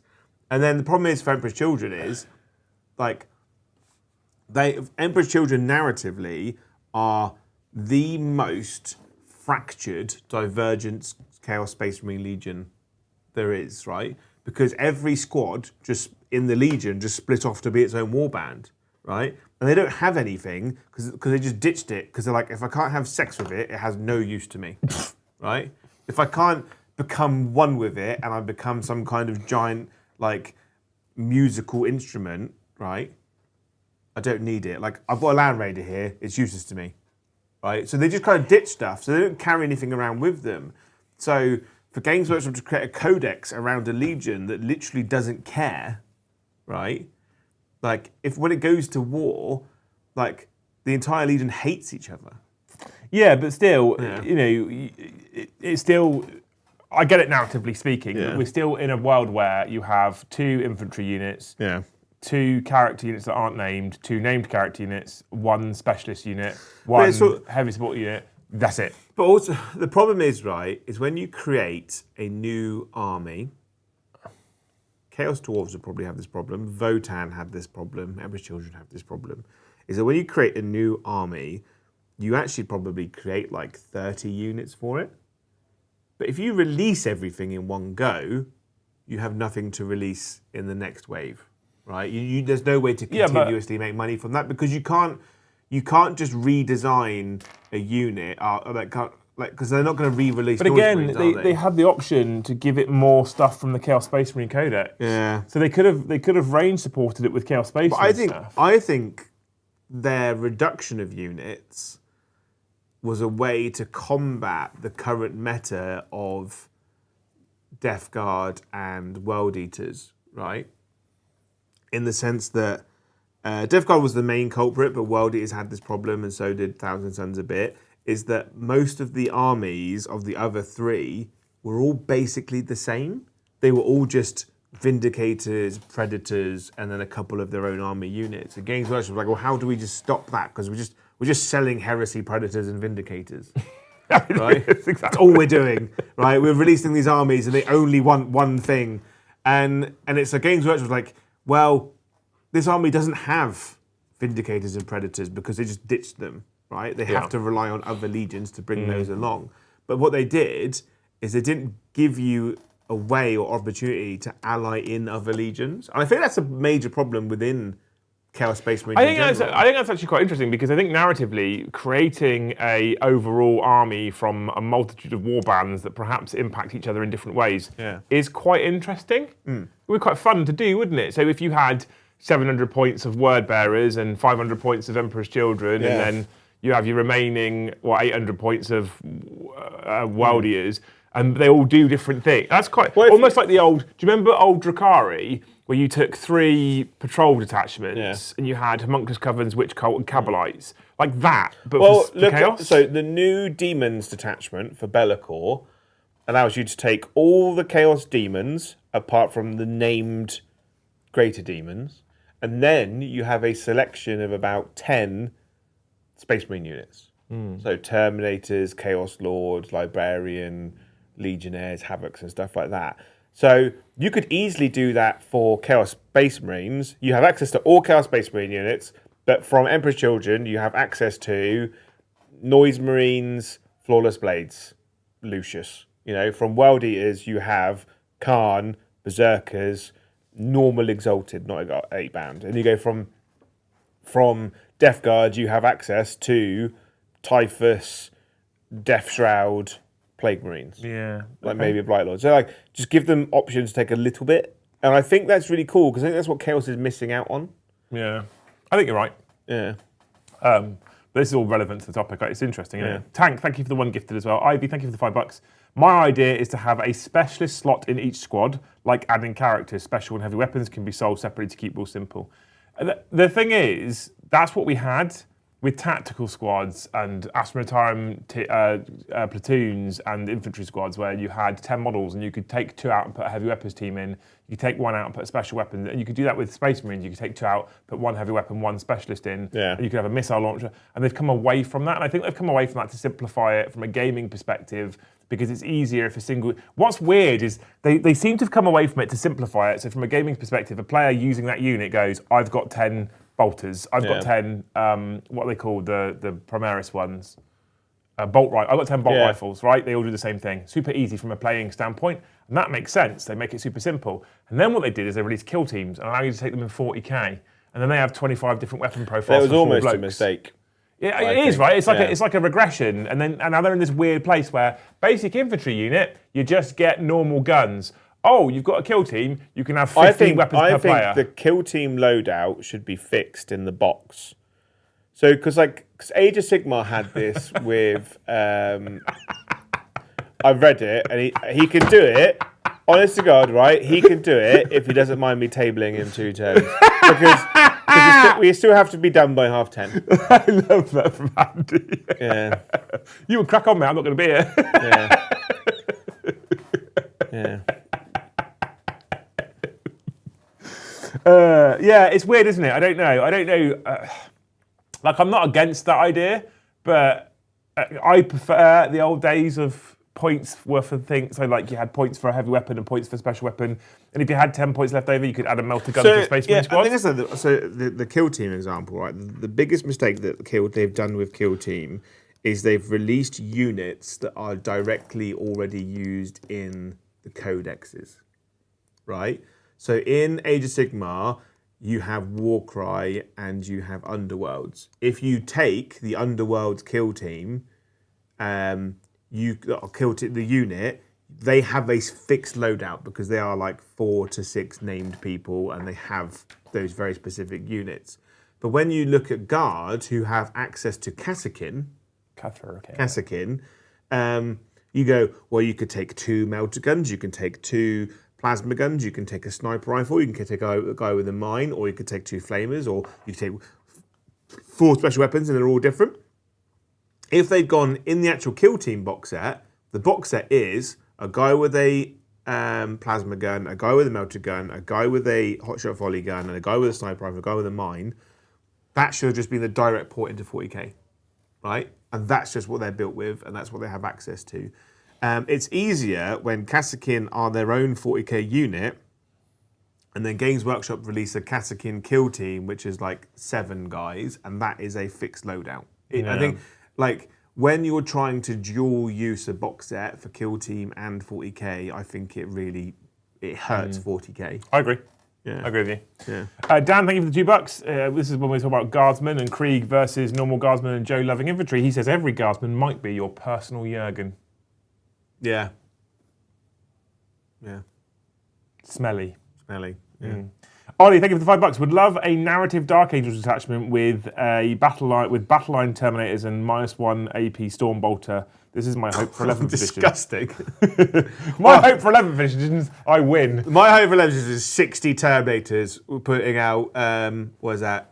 60 times 4, Joe. You can do it. 240. Carry on. 240 AP one shots. That's like my Chaos Space Marine army in 9th edition. Yes, it was like. And they all re-rolled hits and wounds, Yep. but they didn't have. They did sometimes. That was the rotor cannons, right? That Those was things. 3 units of Havocs, all rotor cannons, 30 Terminators, all with Storm Bolters, and because they only had because my Terminators had 2 wounds and all the normal Space Marines only had 1 wound.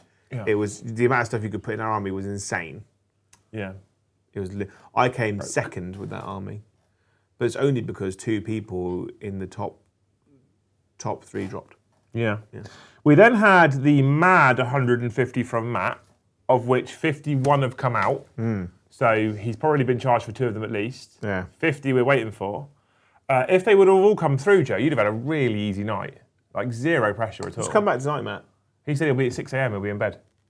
We should do it from bed. Sprugly, thank you for the 1 gifted. I don't think that got given out either. I'm not sure. Limey Panel, thank you for the $5. If we want to get niche, I love the Celestial Lions and their story for Imperium. I also love how fucked up the Emperor's Children are. I had a Celestial Lions army. I'm gonna do some Celestial Lions models for my Imperial Fist. I like how fucked up. The more like World Eaters were my original favourite Chaos Space Marine Legion by far, right? And the more I learnt about Emperor's Children, the more I was like, whoa. And then when Heresy 3.0 came out, I was like, I'm going to do an Emperor's Children army. And then what I saw on Instagram was every fucking man and his dick was doing an Emperor's Children army with the Mark 6. And I was like, I don't want to do that anymore because everyone's doing it. So, yeah. And then the 40k Emperor's Children release, I mean, let's face it, if there's a new release that needs a whole army to be painted, out of the 2 of us, one of us is getting that done and one of us isn't. So Joe got the Emperor's Children. I still have an unbuilt combat patrol and an unbuilt box of Noise Marines at home because I fucking think they're beautiful. Model range. I want to go back over the Emperor's Children I've done. Why? It just like, as in like, I want to add some stuff to it. Like detail? Yeah, like they're very well done. I want to re-varnish it because currently some of them are done with like satin, and I ran out of satin, so I ended up using gloss, and some I basically didn't have enough of to do the entire army in the same varnish. Yeah. And I also want to go and put some like verdigris on the golds and bronzes and stuff to really like pick it out. I've been fighting an urge recently to pull out the combat patrol and start building flawless blades. How many come in the combat patrol? Is it 6? 6. That's really good, isn't it?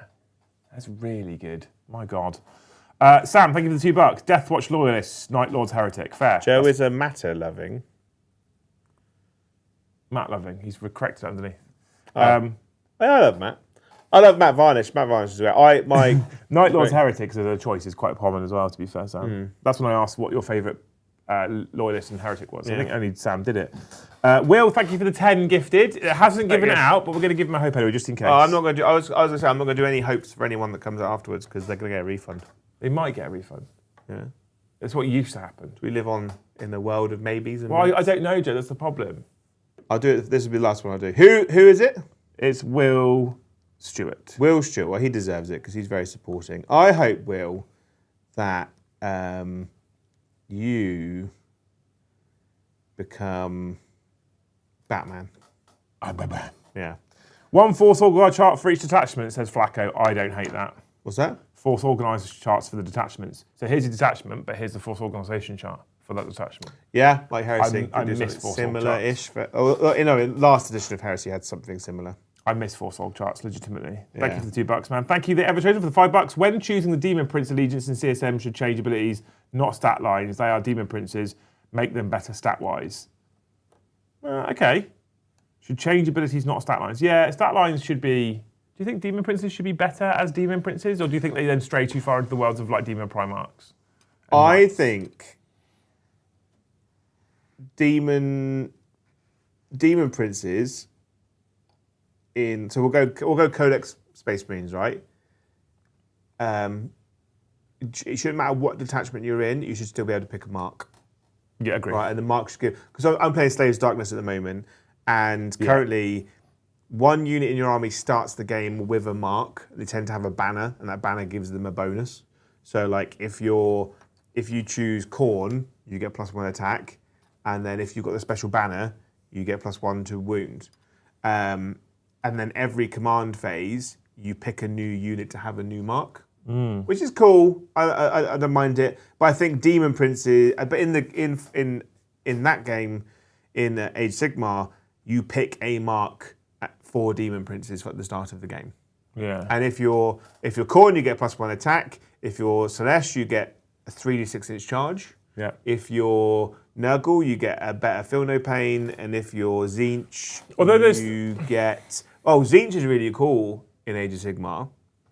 You move, and then you teleport 2d6 inches. There's a lot of little things in AOS that I don't like compared to 40k, but Jesus, they get so many things right as well. And I think there's one detachment where you get marks in the Chaos Space Marine Codex. I think it's the best one. I think it's the best Space Marine Codex detachment, but the Chaos Space Marine Codex is a bit all over the place. But I think they could have done marks better. Yeah. In the Codex. I think so. Like, having a Demon Prince have +1 toughness is if it's Nurgle, having +1 attack. I miss those classics. You know? I do. I 100% agree with you. Meticulous Chaos, thank you for the $10. They should write codices so that the army is effective with 1 or 2 pivotal characters. Every battle on the table requires every faction's elite character.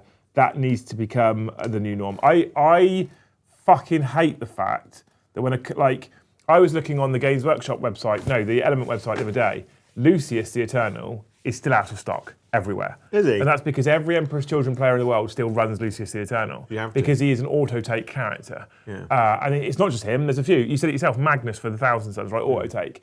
I hate the fact that when you go to a tournament with 500 players, if there's 50 of them running fucking Thousand Sons, you can guarantee that out of those 50, the majority of them have Magnus. Yeah, but then we talked about this a minute ago about people get attached to characters. They do, right? And people pick their armies sometimes just based on the characters you have access to.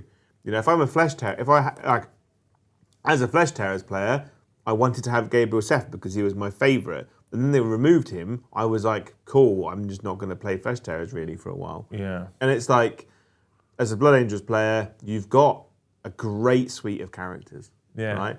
Templars has a great suite of characters, but the problem is they're not backed up by great rules. So they've changed Helbrecht to a point where I'm just better off running a normal marshal, which is fine. I'm perfectly happy with that, and I kind of wish that all the books were similar to that in the sense that the army's fun to run. You can take the character, he's okay, but he's not an auto include. It's a weird balance to try and strike, isn't it? It's like, we don't really want a generic captain to be better than every single named character, because that doesn't make sense, because the reason why we love the named characters is because these epic deeds they've done, so they should be more powerful. But we also don't want the named characters to be the auto-take every time, and so you see them on every battlefield. But it's like Space Wolves, right? You want to take Hammerman, Arjak. You always want to take Ragnar Blackmane. He's so good. He's a credible model. And you always want to take Mini Lehman Russ. Logan, yeah. And that's their new names. Yeah. But yeah, for the most part, I do agree with you though. I like that. Matt, thank you for the $50, the pink one. Pink super chat, Joe. Ooh. Who wants to see Joe go through American customs as a fire slayer? I want to see it. Yeah. But it's not going to happen. You'd have to pay me directly a large sum of money. Yeah. Yeah. I do want to see it though. It's not going to happen. But thank you for the $50, mate, as well. Also, after that 150 attempted, gifted as well. We have to use the word attempted right now. Nick, thank you for the $5. Flip side of what we discussed earlier, if you let me take 25% of Chaos Space Marines and World Eaters with no army rules, it does mean I could have heavy bolters. You mean like World Eaters have in the narrative? Yeah. That's the downside, is it, right? Because the thing is, though, ultimately, the heavy bolter World Eater character is in the Black Legion. He is, yeah, correct. So what I would like to see, this is a rumor that's floating around ages ago, but I'd like to see it actually become real for many armies, is more heavy weapon-based characters. Yeah, that'd be cool, wouldn't it? Because everyone's melee-based. There was a Minotaur's character that had a heavy bolter who joined Devastator squads, right? And I'd love to see like a Space Marine character with a heavy bolter, a Chaos Space Marine character with a heavy bolter. You know, a Tau. Joe just fucking loves a heavy bolter. I fucking love heavy bolters. A Tau broadside character. You know. Yeah. Because we've got guard tank commanders. Well, they kind of had that with the 8, didn't they? When they had the 8 for Tau. Bring back the 8. Bring back the 8. Bring back the 8. 100%. Who, like orcs have got mega knobs and stuff, and they've got the guy with the big gun. So like more of that, just bring that in. Yeah. I love it. Yeah.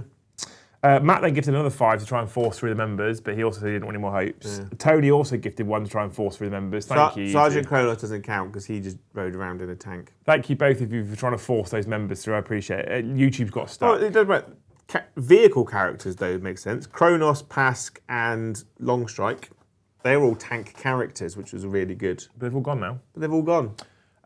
You people, like I said, Tony, Matt, and Will, please let me know if you get refunded or not. And you can speak to YouTube support and get refunds if you're annoyed that you've given something that hasn't been given out. Matt, for you, it would be 50, maybe the other 50, I don't know. And then 55, sorry, then 10 for Will and 1 for Tony. But just check on it, right? Because there's also the chance that it does go through and we do get the payout. Yeah. But I don't know. YouTube's balked. Soups was like, chat's not working, and sometimes what happens recently is you type a message out in chat and you hit send, it just goes error. And you do it again, hit send, error. And sometimes it goes through, so it's being really weird. I don't know what they're doing at YouTube, but it's fucking all over the place at the moment. And then finally, Joe, we get to Mr. the Harbour one, and there's $2. Because there it says one of them is Joe. In Angron's Primarch novel, there's more heavy bolter. Well, there are. But we need to remember, lore-wise, that was over 10,000 years ago. Right? And Harbour one says, for $2, oh Joe, Hobby House is going to break you. Yeah, I don't work for Hobby House. He doesn't work for Hobby House, he works for me. Yeah. They're 2 separate businesses, thankfully. And if he is downstairs doing things in Hobby House, he's very lucky that he has access to this room, so he can come up here and hide from people. Yeah. People could follow you to the toilet in Hobby House. They can't follow you up here because there'll be a no customer entry. I might just start wearing like heavy shoes I can kick people with or throw at people. Yeah. I got to the bottom finally. Or I could carry a rape whistle. just fire it in people's faces. What I didn't do is bring my phone over here, so to end the stream, I'm going to have to go back over there. Oh. Yeah. And when I tried to say it seconds ago, guess what happened? Yeah, I know. Yeah. That's exactly an error. Yeah, Nick was sending me messages earlier on WhatsApp showing the errors when he was trying to wipe Tau. It's really weird at the moment. So please keep an eye on those gifteds. If everything had gone through, hang on, let me go do some maths quickly, Joe. Yeah. Because if everything goes through and the people that have gifted have their money taken, then we would add 4. So 9, 8, 9, 1. So you'd need to get 11 members tonight. If, however, it gets stuck, you need to get 125 tonight. Yeah. Very different targets, right? Yeah. You'd be all right, wouldn't you? Have some fun with Andy. Well. I mean, if he starts reading out fucking character backstories, then he'll be ejected from the building. I think if he starts to read out character backstories, I'm literally going to think he's an utter legend. Yeah? Thank yeah. you, my dears. Right. You lot have been amazing. Joe, you're amazing. Dan was amazing. He's still on his call. I can hear him. He's so loud. Yeah. Thank you so much, everybody, for your generosity. You're insane. Hopefully you show up tonight for the lads and their game of Raven Guard versus Necrons. Yeah, I need to finish writing my list. Yeah, please, because I need to write it and get out of here pretty soon. Hopefully you guys show up for that one. Hopefully you enjoy the stream. I'll be back tomorrow at 9 o'clock with After Dark, drinking some crazy mead. Dan, thank you for the $2. If 11th is all new vehicles, characters then? Question mark. Character vehicles in 11th? That'd be cool. I think 11th edition will be filled with plastic versions of all the things they just took away. is my guess. I don't know if people would love or hate that. So they'll bring back Pedro. They'll bring back. Well, Pedro Cantor never left, but like they bring back plastic Seth. They bring back plastic Librarian Dread. They bring back Captain Badruck. Cool. You know, all the stuff that went away will Karandras. come back. Karandras might come back with a because he went to go and find the bike man, didn't he? Yeah. Maybe we'll He get a went bike to find man. the bike. Maybe Phoenix maybe Lord. it'll be like the Harlequin bike, where new bike man will be riding the bike and Karandras will be on the back of the bike. Yeah, he went to try and find the Shining Spears Phoenix Lord. So Yeah, hey, Matt's just gifted 10 more as well, but it's not working. yeah. He broke it. So if it all comes through, which it won't, but if it does, then you'd only have to get one tonight. Oh, Yeah, that's good, isn't it? I reckon Joe can do 100. Though. I believe in you. I wouldn't. Thank you so much for watching, you wonderful humans. We'll see you. Hang on, where's my buttons? There it is. Bye, over time. In the next one.